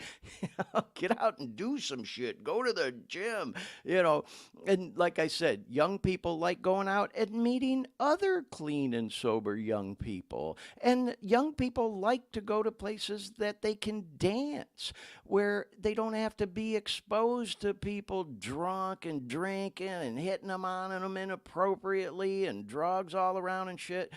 And I don't know, it was just weird. It kind of wasn't always embraced at the level we thought it was going to be in Central Florida. But like I said, it definitely, hung around for about 7, 8 years. And then, there was a long story to why it all fell apart. But at the end of the day, it all came down to financial stuff, There just wasn't enough money to sustain it. But anyway, the point I'm making is I'm a huge proponent of stuff like that. And for those that follow me on like social media and stuff too, I'm also a big proponent of what are known as the Alano clubs. It's kind of weird around Central Florida and Orlando area. There's clubs, but there's not like an Alano club. Out here in California, they call them the Alano clubs, which seems kind of strange to me, but that's what they call them. Not on the East Coast. They're called the Alano Club, kind of a play off the word Alamo, the last stand, the Alamo, you get it? But hey, potato, tomato, tomato, whatever the fuck. There's Alano clubs all around the country. God, I went to one in Maui, by the way, which shout out Maui, man. They're still recouping from the fires there. I posted something on social media about a month ago when the fires hit, man. The Alano Club there, everybody survived. No one got hurt or killed from the club. But they did suffer damages from the fires and stuff. And man, if you could just go to the Maui Alano Club online, and they have a donate button. Even if you can send them $5, $10, it all adds up, y'all. But anyway, I'm getting a little off topic. There's Alano clubs all over the country. There's one in Key West called the Anchors Away Club, you know. Clubs like this give people in the recovery community a place to hang out. So I'm sorry if I sounded bitter for a second when I said, fuck, oh, you know, but we used to deal with that sometimes with Club Soda, where you know, we'd hear people talk shit around town like, oh, that's just like a fucking bar, man. People hanging out, you know. It's like, really, dude? Really? You know, when people don't understand things, they tend to lash out at them, or sometimes people just have a fucking attitude. It's like, I never thought of it much different than going to Dunkin' Donuts and sitting at the fucking counter drinking coffee. So, you know, it's all about perception, I guess, sometimes. You know what I mean? The Eastside Alano Club in Detroit. Best fucking home group in the world. Rock on, y'all. Shout out to all my friends at the Eastside Alano Club in Detroit. I literally feel like that place saved my life. They got pool tables there. They got video machines there. We used to have poker games in the back after hours, you know. They have dances there. They have a counter where you can sit and socialize and meet people, drinking coffee, drinking soda, having food, snacks, whatever the fuck. There's tables, a big screen TV to watch games. What the fuck is wrong with that?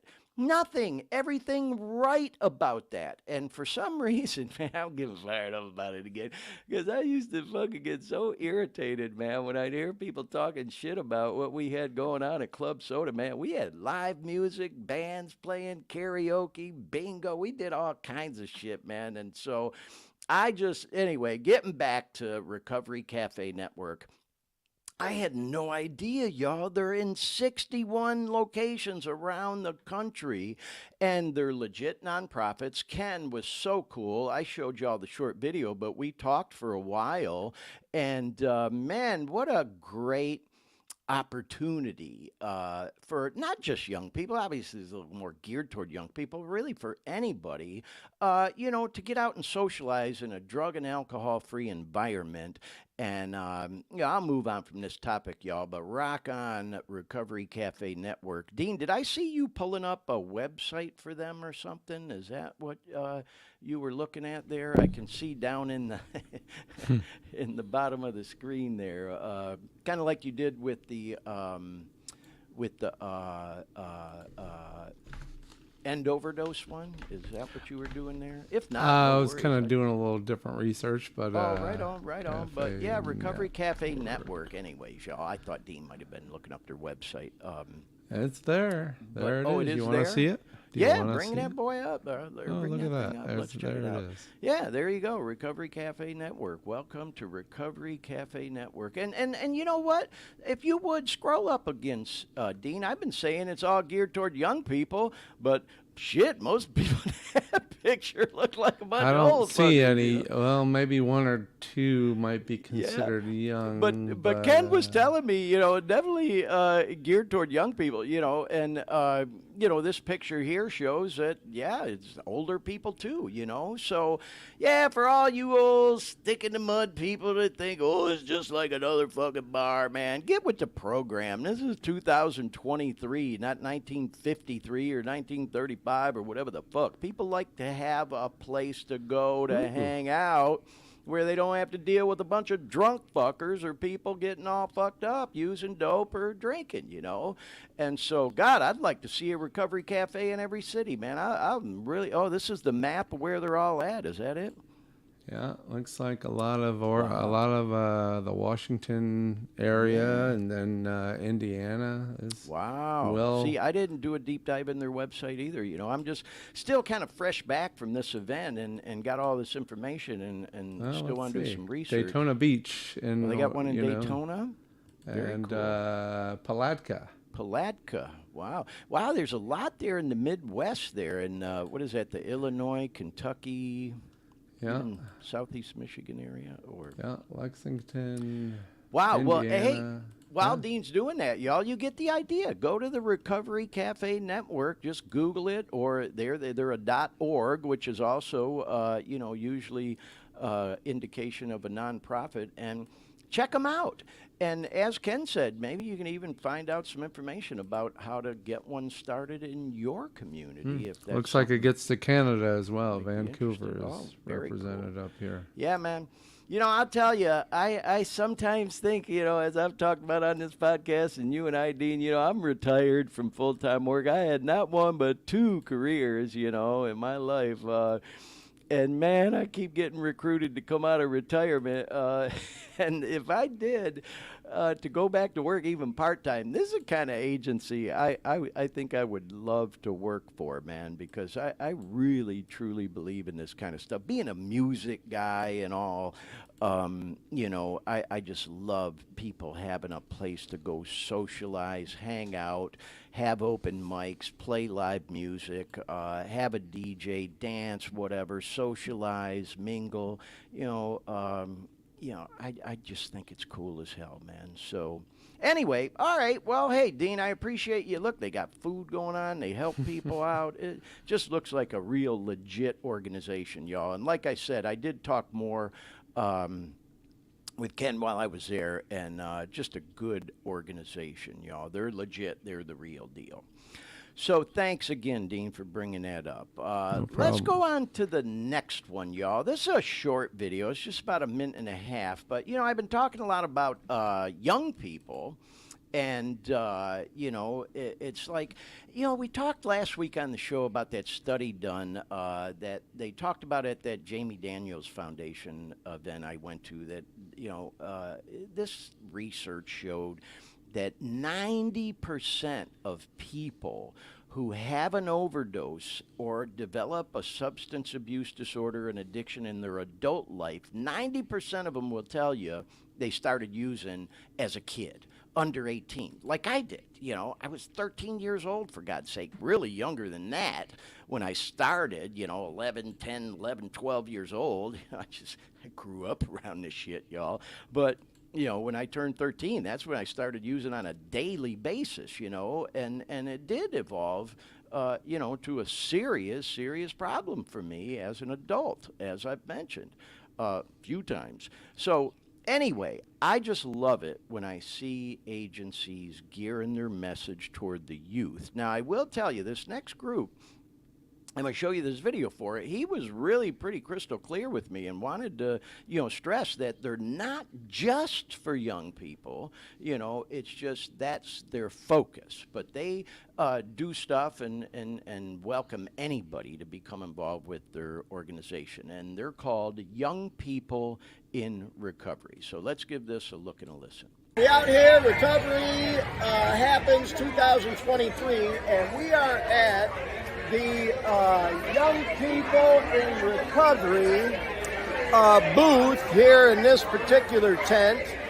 And I've met my boy Kevin, and Kevin agreed to do an interview with us. Kevin, thank you so much, bro. So tell us a little bit about your organization, Young People in Recovery. Yeah, YPR is an organization. We are in 14 chapters across California. We're called Young People in Recovery. However, we support all ages in all pathways to recovery, whether you're harm reduction, AA, NA, faith-based, peer support. We provide recovery support services. Love that, man. Love that. And we were just chatting. I see y'all giving away the free Narcan today. Tell us about that.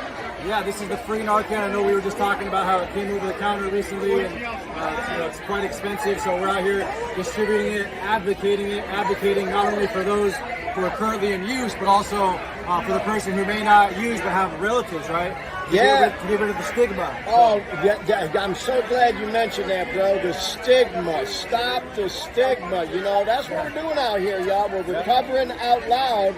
And yeah, as you mentioned, Kevin, the Narcan, which of course is an antidote for an opiate OD, is available for over-the-counter purchase starting this week.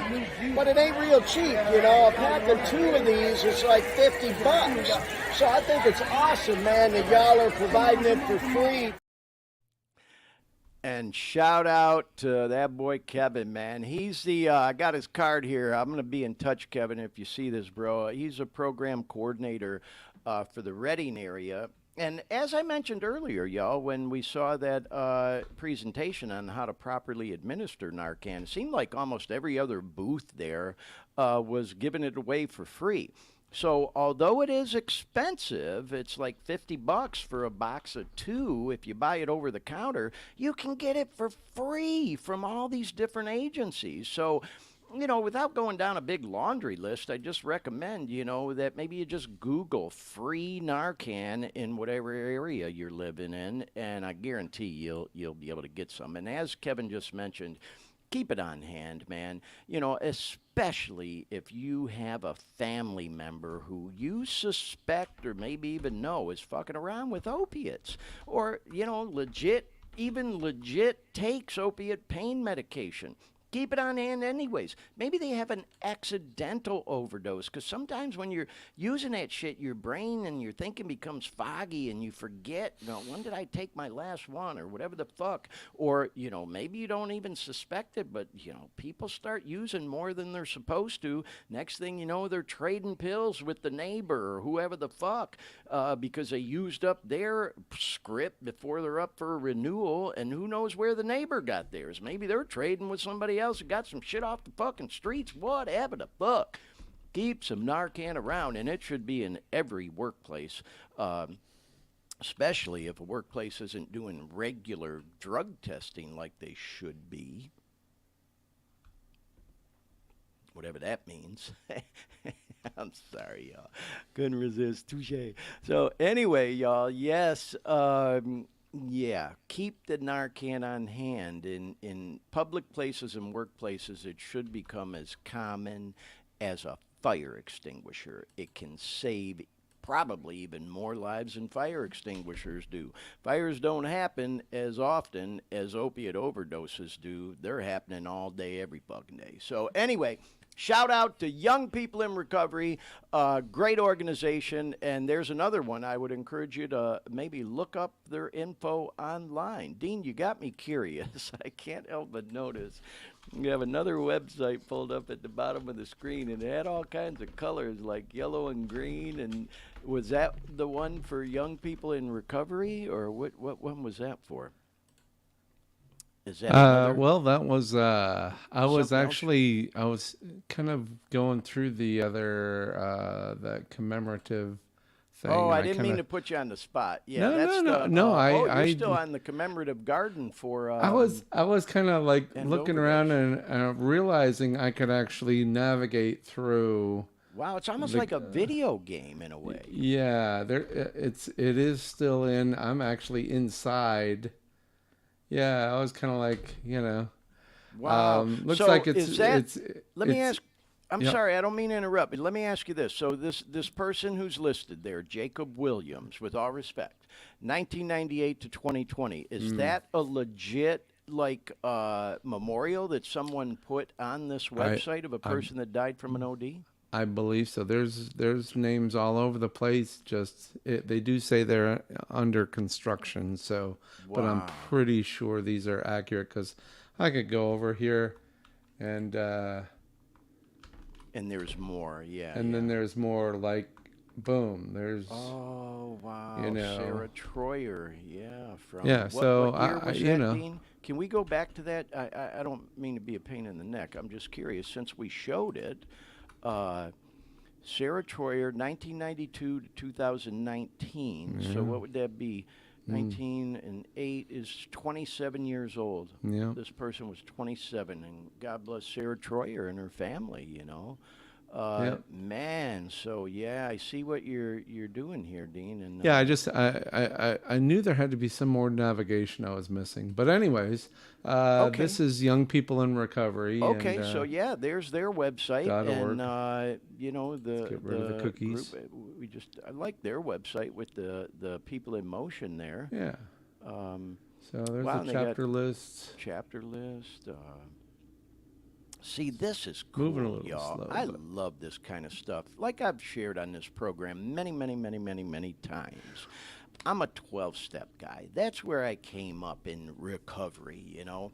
Fucking 61 years old now, but I first started getting involved for my own personal recovery in 12-step stuff when I was just shy of 25, 24 years old. But man, oh man, has the recovery community come a long way since then.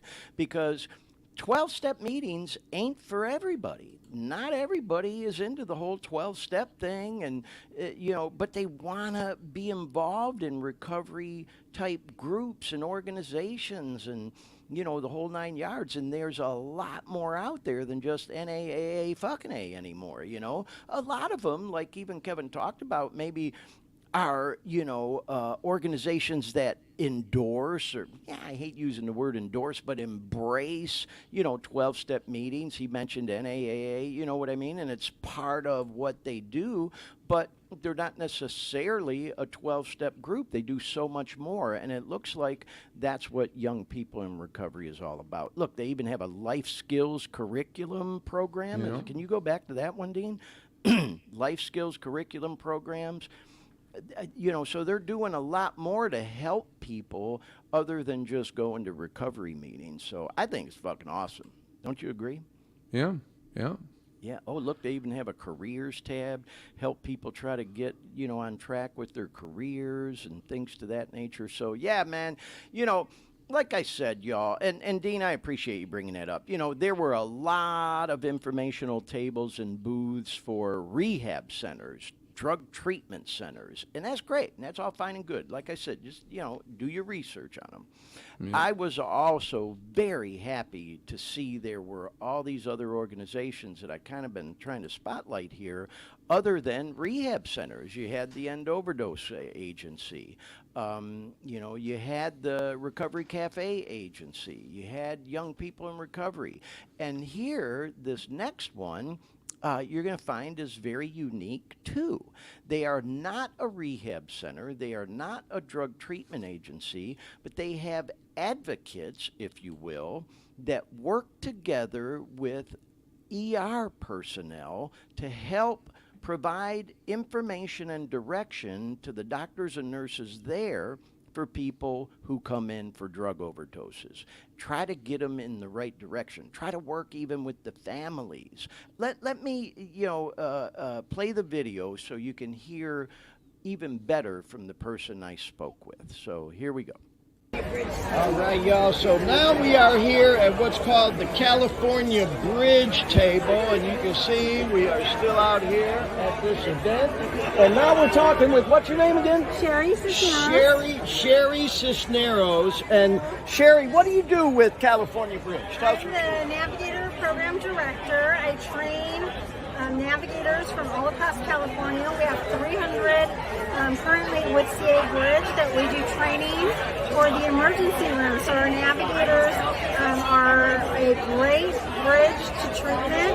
Somebody can come into an emergency room in a hospital, ask for a substance use navigator, and our navigators will help refer them to either treatment, inpatient, outpatient. They can either help them get started on MAT in the emergency room. Medication-assisted treatment. Yes. Well, we were just talking that, you know, I'm a big advocate of harm reduction and medication-assisted treatment, and I think y'all have a unique service, and that's why I wanted to talk to you, and I appreciate you telling us about it, because you're not a treatment center, you're more of like a guide for people, an advocate, if you will, for people who come into ERs and maybe are looking for a way out.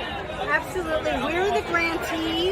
We give hospitals money to employ a navigator. So each hospital is independent, but we train the doctors to give medication for addiction treatment, and then we train the navigators on how to navigate the system of treatment centers.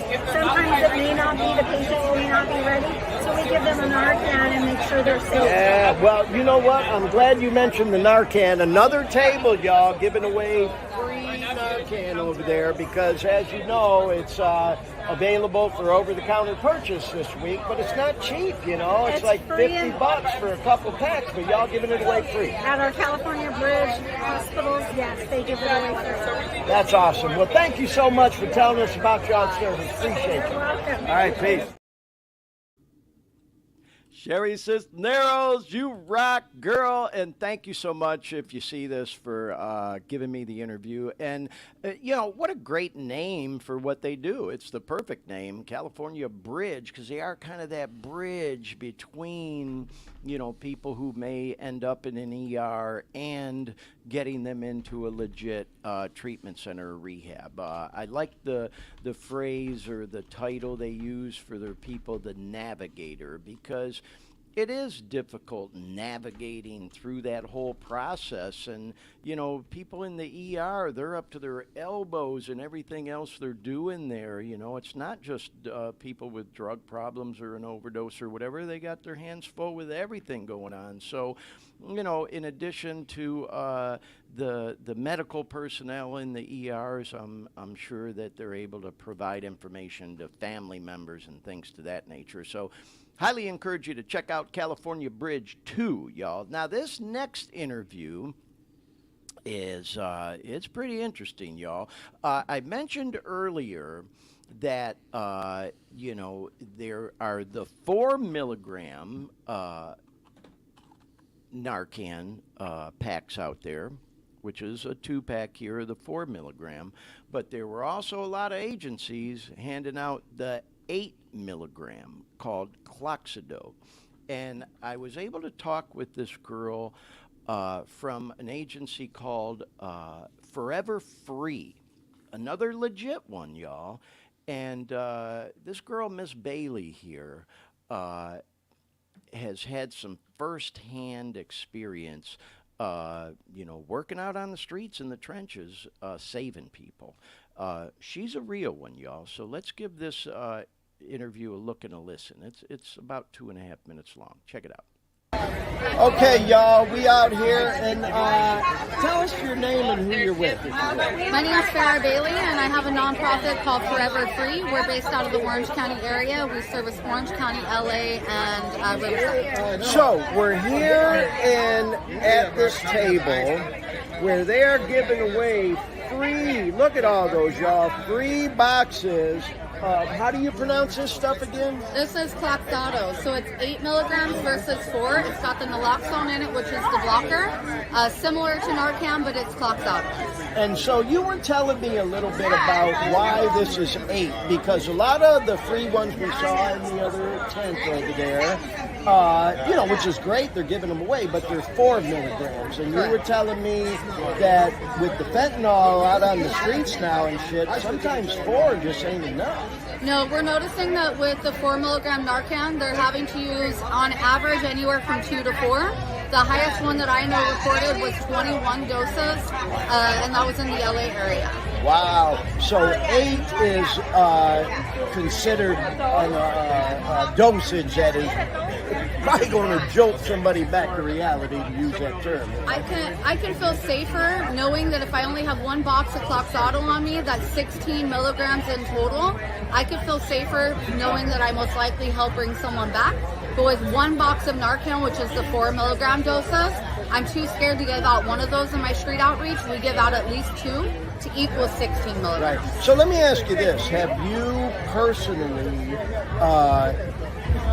administered this to someone out on the street and seen it work, bringing back somebody, saving their life? Yes, actually I have. So with our street outreach, we're in and out of the trenches. We're all over the place. I have personally handed this out and turned around to grab something out of my car. And then I heard, oh shit, that wasn't white, that was Fetty. She's going down.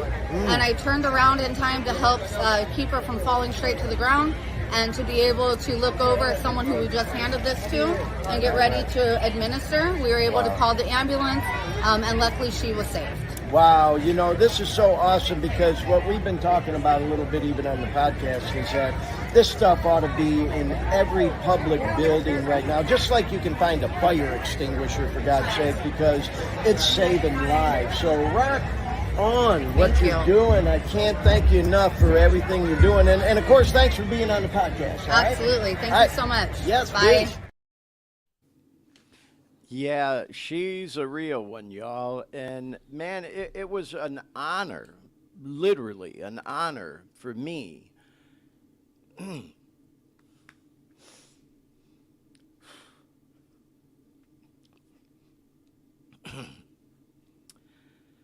Yeah, sorry, y'all. It was an honor to meet her and talk with her. Because as we heard, you know, she literally is out there saving lives. And, you know, to hear just that one little story of her helping to save someone's life, to literally saving someone's life, it's just so emotional for me, y'all, because, you know, as I've talked about on this program, I have sat right next to people at tables in, you know, recovery meetings that I go to help me stay clean. And then I come back the next day or a few days later and find out that so-and-so is dead because they relapsed and went out and got some bullshit pills that were laced with fentanyl and fucking died, you know. And it just goes back to even what I've talked about on this podcast many, many times, even on tonight's show, about how, yeah, man, it took balls for me to, you know, come out, if you will, and do this show. And sometimes I second guess myself, like, oh my God, what have I done? You know, what is my family thinking of me? Like, oh my God, Glenn's lost his fucking mind, you know, or people judging me, you know, old employees or employers, colleagues, whatever.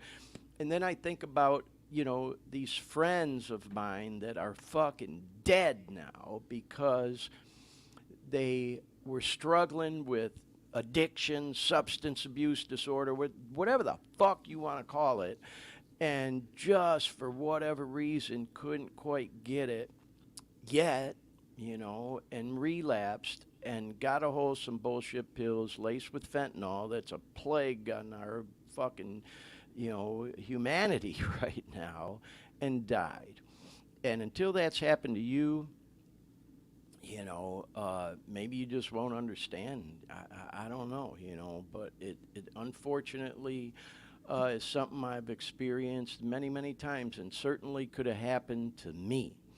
I got a hold of some of them bullshit pills, y'all, and literally was one of them guys knotted out in his fucking car in the 7-Eleven parking lot with people banging on the window saying, "You okay in there?"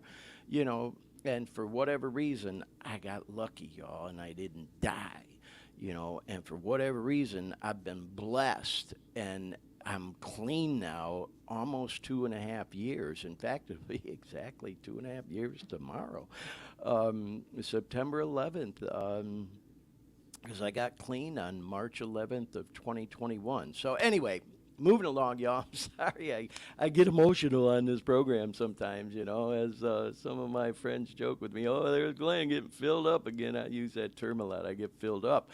But, man, it was such a pleasure meeting a person who is out there, like she said, like I said, is in the trenches, y'all, out on the streets, you know, in Orange County, in L.A., in different areas, you know, and working with other people that are out there in the trenches, administering Narcan and saving people's lives. That's what it's all about, and that's what this show is all about, and what we're trying to do here, y'all. So I got one more quick video from this event, and then we're going to move on. I was kind of hoping to wrap this show up today about an hour and a half, but, man, we took another deep dive, you know, and it seemed warranted. You know, it was all good information, and like I always say, man, if somebody's watching this show who's trying to kick dope, you come across the recorded version of it, it'll be out there from now till God only knows when, the end of time, and you're climbing the walls trying to kick. This will kill a couple hours for you with what's hopefully inspirational content for you.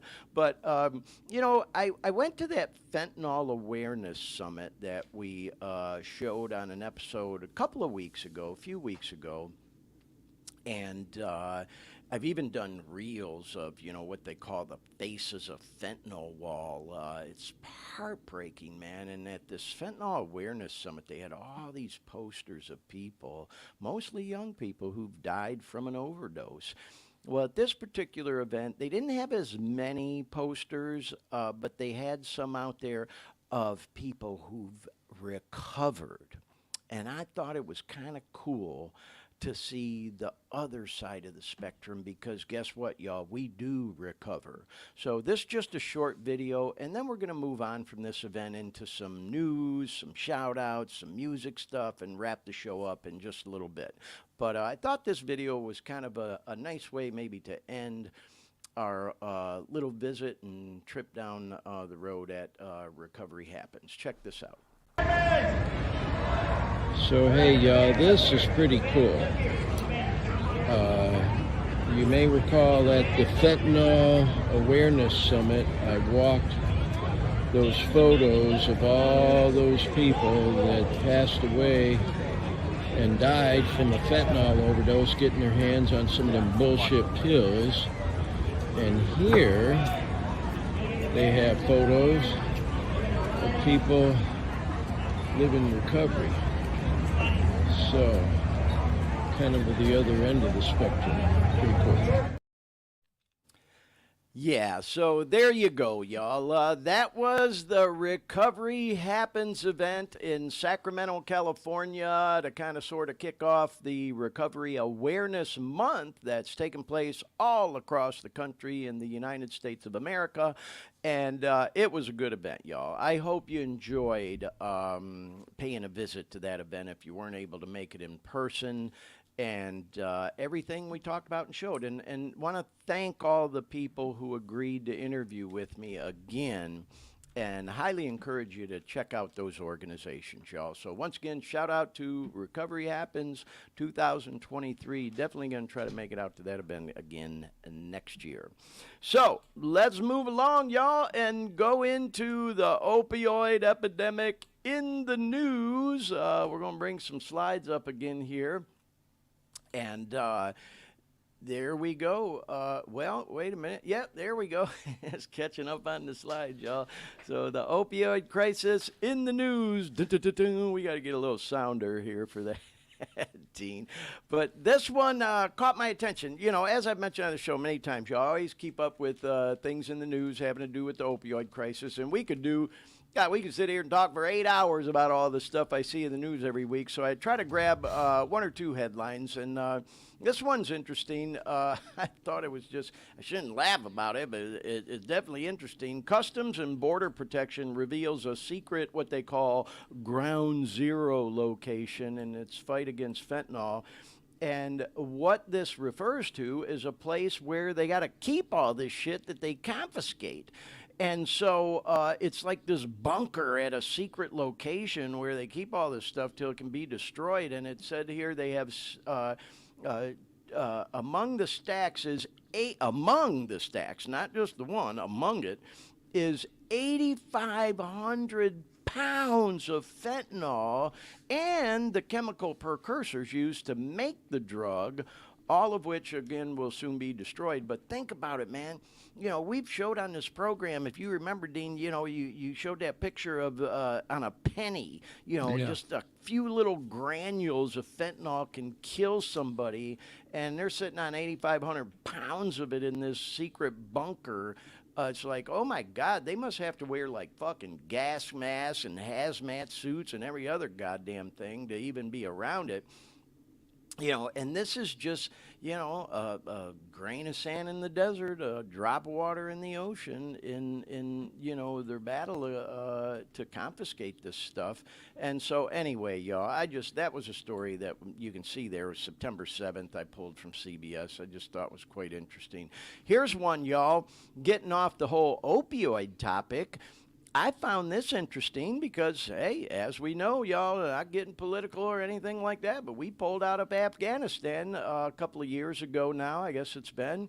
And now, with the Taliban in control there and everything, this article from NBC headline, Afghanistan is now the fastest growing maker of meth, the UN says. kind of makes you wonder who's behind that, because, man, civilians in Afghanistan, you don't fuck around with the Taliban, they'll cut your fucking head off, and that whole thing. So, I don't know, man, just kind of makes you a little suspect. Is the Taliban behind this, and is this a way they're fucking generating fucking money now, and blah, blah, blah, this whole fucking drug thing. Oh, my God, man. It's just fucking crazy. I was telling Dean before the show today, we don't talk a lot about cocaine on this program, but we're going to. For me, my struggle this time around was with the opiates, but I had a coke problem back in the 80s. That shit almost killed me back then. And it hasn't gone away. The crack epidemic was labeled this whole thing of the 80s. That hasn't gone away. I talk about it all the time. I go to meetings, man. I meet people left and right all day, every fucking day that are in there trying to kick their crack habit, People still smoking crack. People still snorting coke, freebase and all that shit. Cocaine is still a huge fucking problem in this country and around the world. It's just the opioid epidemic has taken the spotlight, which I think it's, certainly, valid. But let's not forget about these other drugs, y'all. I've met meth heads in the rooms, bro. Oh, man, that ain't no fucking joke. That's one drug, thank God, for whatever reason, I just never fucked with. I'm sure being the addictive person I am, had I probably would have became hopelessly hooked to that one as well. But cocaine, I got my stories on that one, too. Haven't touched that drug, thank God, since 1986. I never went back to it, man. That's a whole other story. People say you relapse, you'll go back to your DOC, your drug of choice. And coke was definitely my drug of choice back in the 80s, but I never fucking went back to it. Thank God. Man, and I have reasons for that. It was one of the best highs in the world, but the worst fucking crash ever. Don't want to go down that rabbit hole right now, but we're going to do a whole episode just talking about coke, and hopefully we'll have some people participate in that particular edition of the program. I think I'm going to try to line up a guest for that one, too, and we'll welcome callers and people and whatnot. But anyway, yeah, this story caught my attention, man. Afghanistan, where the U.S. Had a presence for so long, we pull out, and now they're the fastest growing maker of meth, according to the UN. So we'll keep an eye on that one, y'all. And switching now to music news, y'all. Very sad this past week. God, two of my favorite artists that are gone now because of fentanyl overdoses in the news this past week was the 5-year anniversary of Mac Miller passing away. And, man, if anybody's interested and you haven't and you want to do a deep dive into him passing away, I mean, this almost sounds like inappropriate to even talk about. I swear to God, I don't mean it in a disrespectful way. I mean it in a way that it might help someone. They confiscated, as part of the legalities involved with his death, his phone records and the text messages between him and the dope man leading up to his death are all out there on the internet. It's public information. And if you want something fascinating to read, especially if you're a dope user or a drug dealer, go read that shit.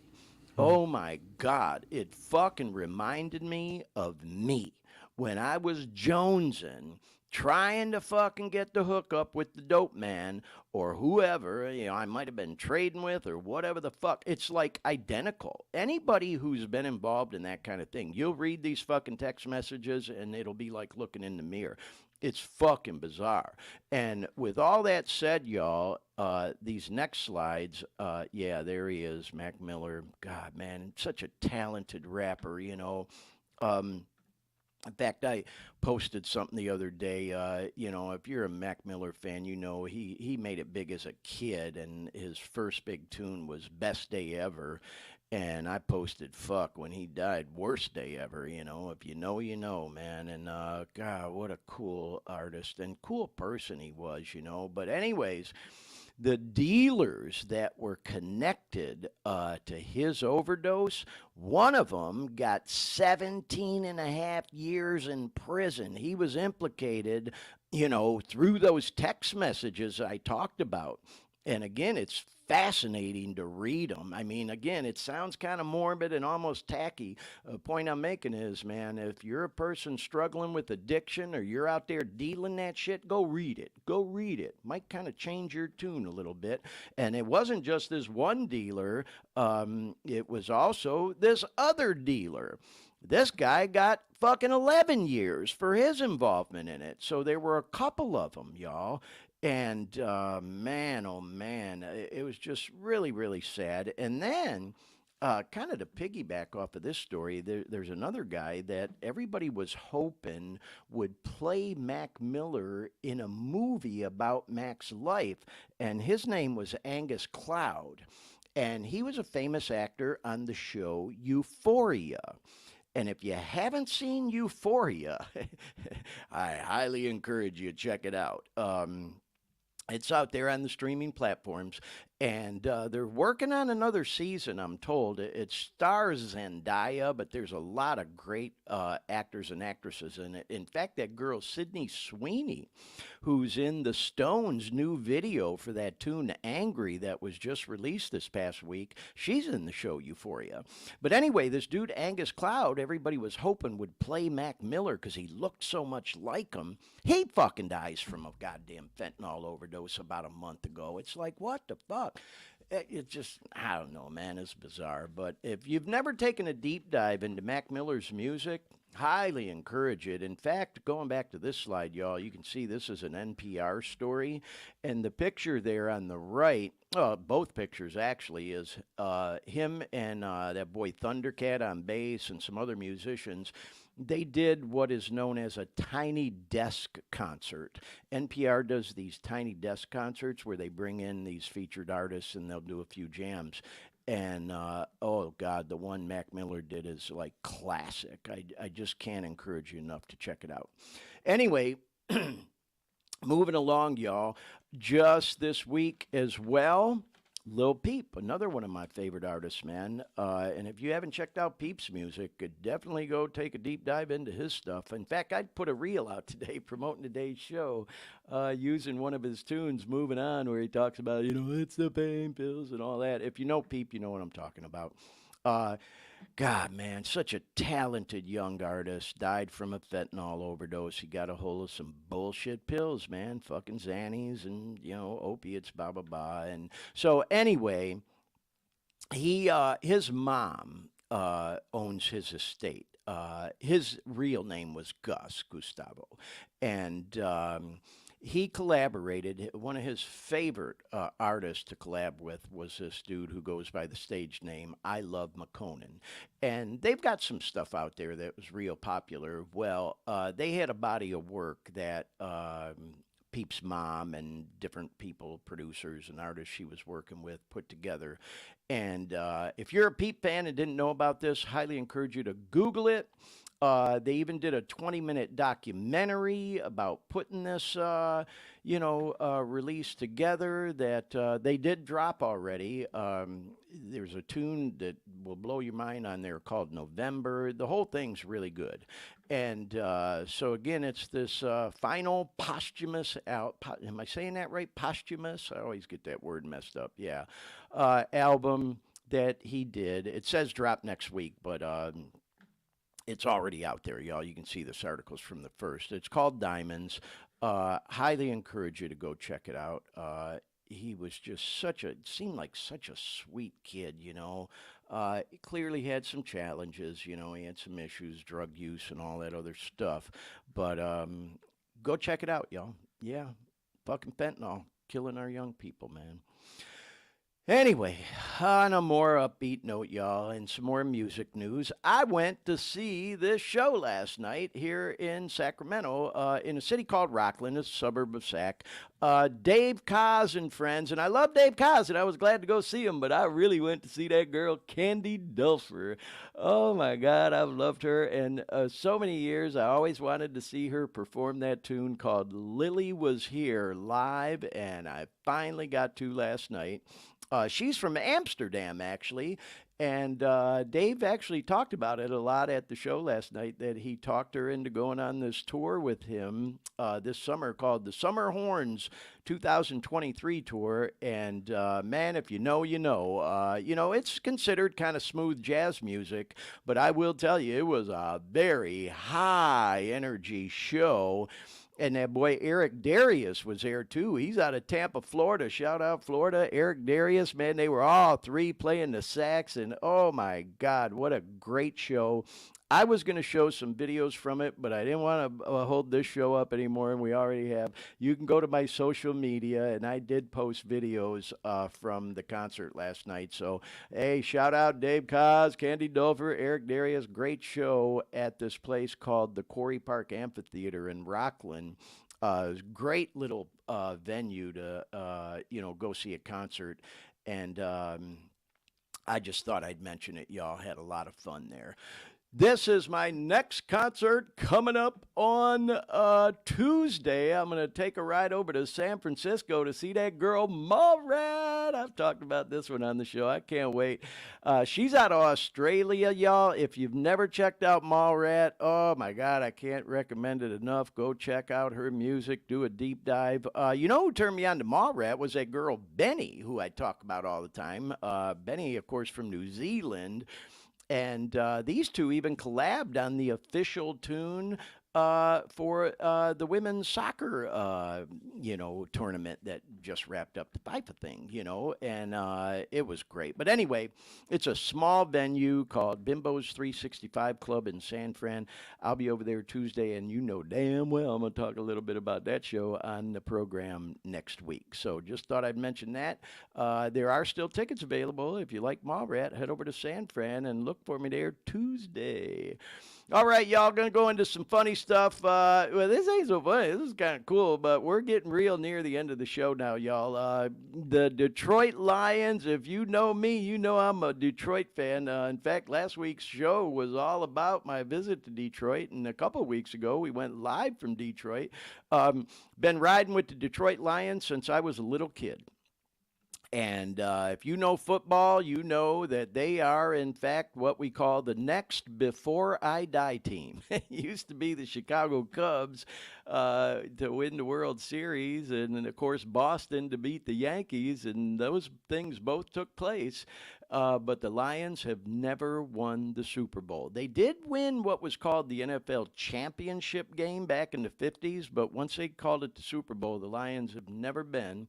And they got screwed out of the playoffs last year by bad ref calls. And, it was kind of like redemption that they opened the NFL season Thursday night, very first NFL game of the season, against the Super Bowl champ Kansas City Chiefs in Kansas City's own backyard, and took it to them and beat them 21-20. It was a great game.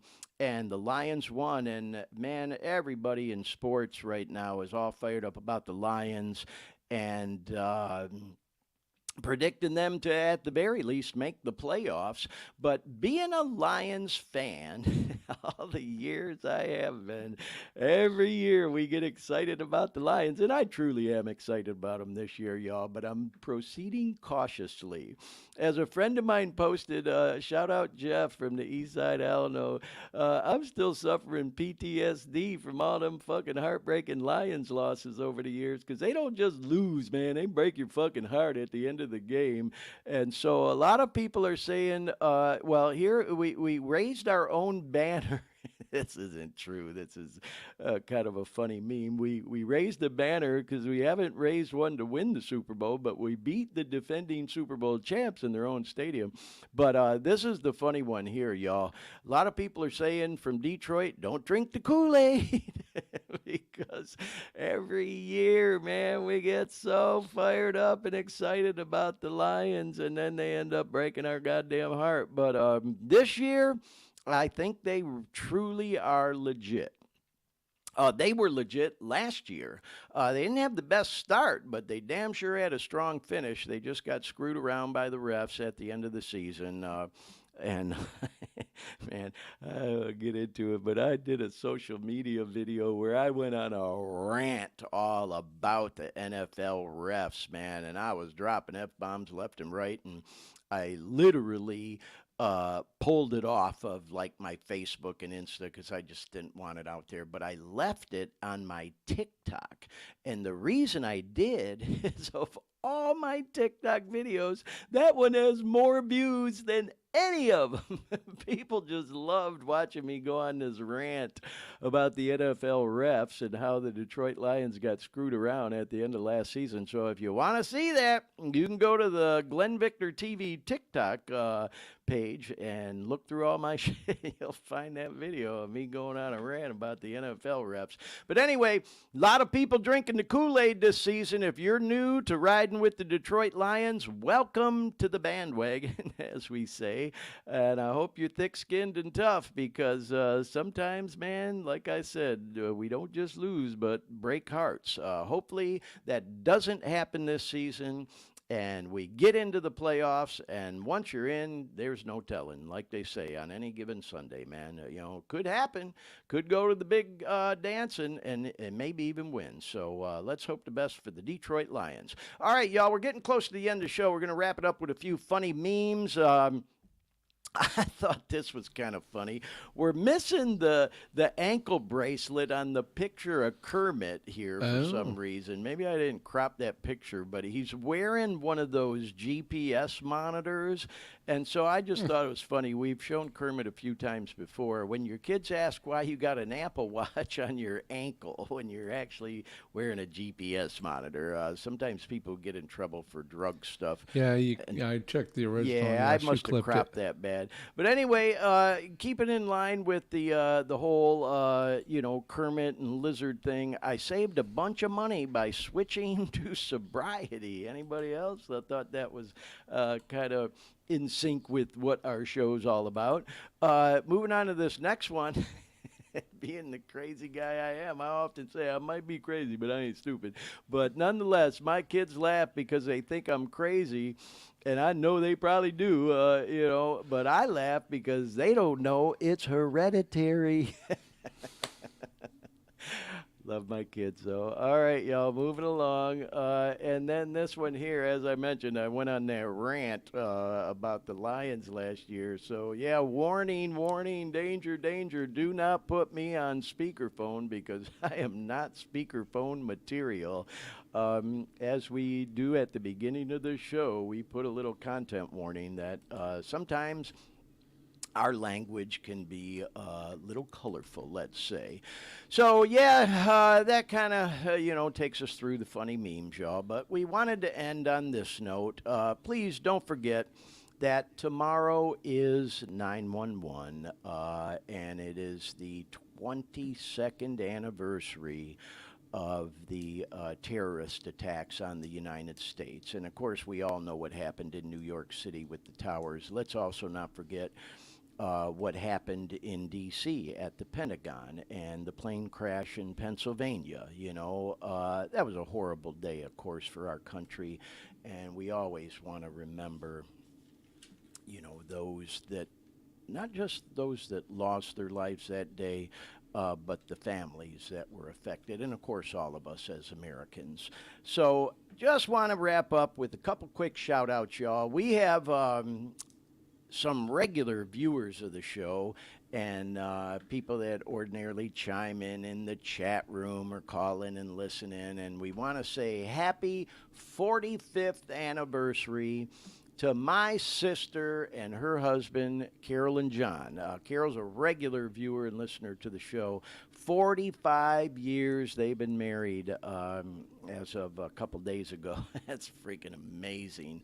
And then someone else very special to me, I'm not going to mention by name just because this person is not a social media person, fucking hates social media. Not everybody's a social media person, y'all, but this person celebrated 32 years clean, y'all. 32 years.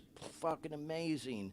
And I'm just so proud because it's such an inspiration to me So proud to be able to send that shout out, and that person will know who I'm talking about. So, yeah, man, not everybody's into social media. I remember I was asking Dean, you know my son G. I remember a buddy of his, Corey, once. I asked him, hey, Corey, are you on social media, man? I was thinking I'd, like, friend him, and he's like, what, so I can post a fucking selfie? No, man, that ain't for me, dude. You know, so it's like there are some people out there, you know, some of us get caught up in this whole social media world. Of course, I'm all over it, marketing the podcast, but there are people, man, they can't fucking stand it. And there's some rough and tough and hard to bluff people are just like, fuck all that, you know. It's like, it just ain't their thing, you know. What was it, that movie with, oh God, Michael Keaton and that really cute girl where she there's that one scene where she's getting into it with her dad. She goes, you don't even have a Facebook page, man. You know what I'm talking about? No. Yeah, I'll think of it, and we'll talk about it next week, you know. But anyhow, wanted to send out those two shout-outs, y'all, on a personal note this week. And with all that said, that brings us full circle, as we say, y'all. And so once again, just a reminder, if you would, take a moment tomorrow to remember all those that we lost on 9/11, and let's hope and pray nothing like that ever happens again. Man, that was a horrible day. Anyhow, Dean, thank you so much, bro, as always, for everything you did to keep us moving on the show today. We had a lot of information we packed into this one. I failed miserable keeping us moving. Well, you know what I mean, man. I just appreciate everything you do for this show. You know, there was a lot of slides and videos again this week. But I thought it was a pretty good show. Definitely very informational, and I really appreciate you doing the deep dive into those websites that you did as well for some of the organizations that we talked about. So anyhow, with all that said, thank you, Dean. Thank you, everybody, for watching and listening. As I always like to say when we wrap up, man, if you're a person struggling with addiction, you're going through hell, keep fucking going. Just push yourself through it. If I can get clean, I know you can too. You know, there's lots of resources out there available, as we talked about all on this show today, to help us not just get clean, but stay clean and live clean. And with all that said, y'all, we'll be back again next week for episode 27 of the Dare Me podcast, and we hope you can join in as well. So long for now, everyone. Have a safe week. We'll see you next time on the Dare Me podcast.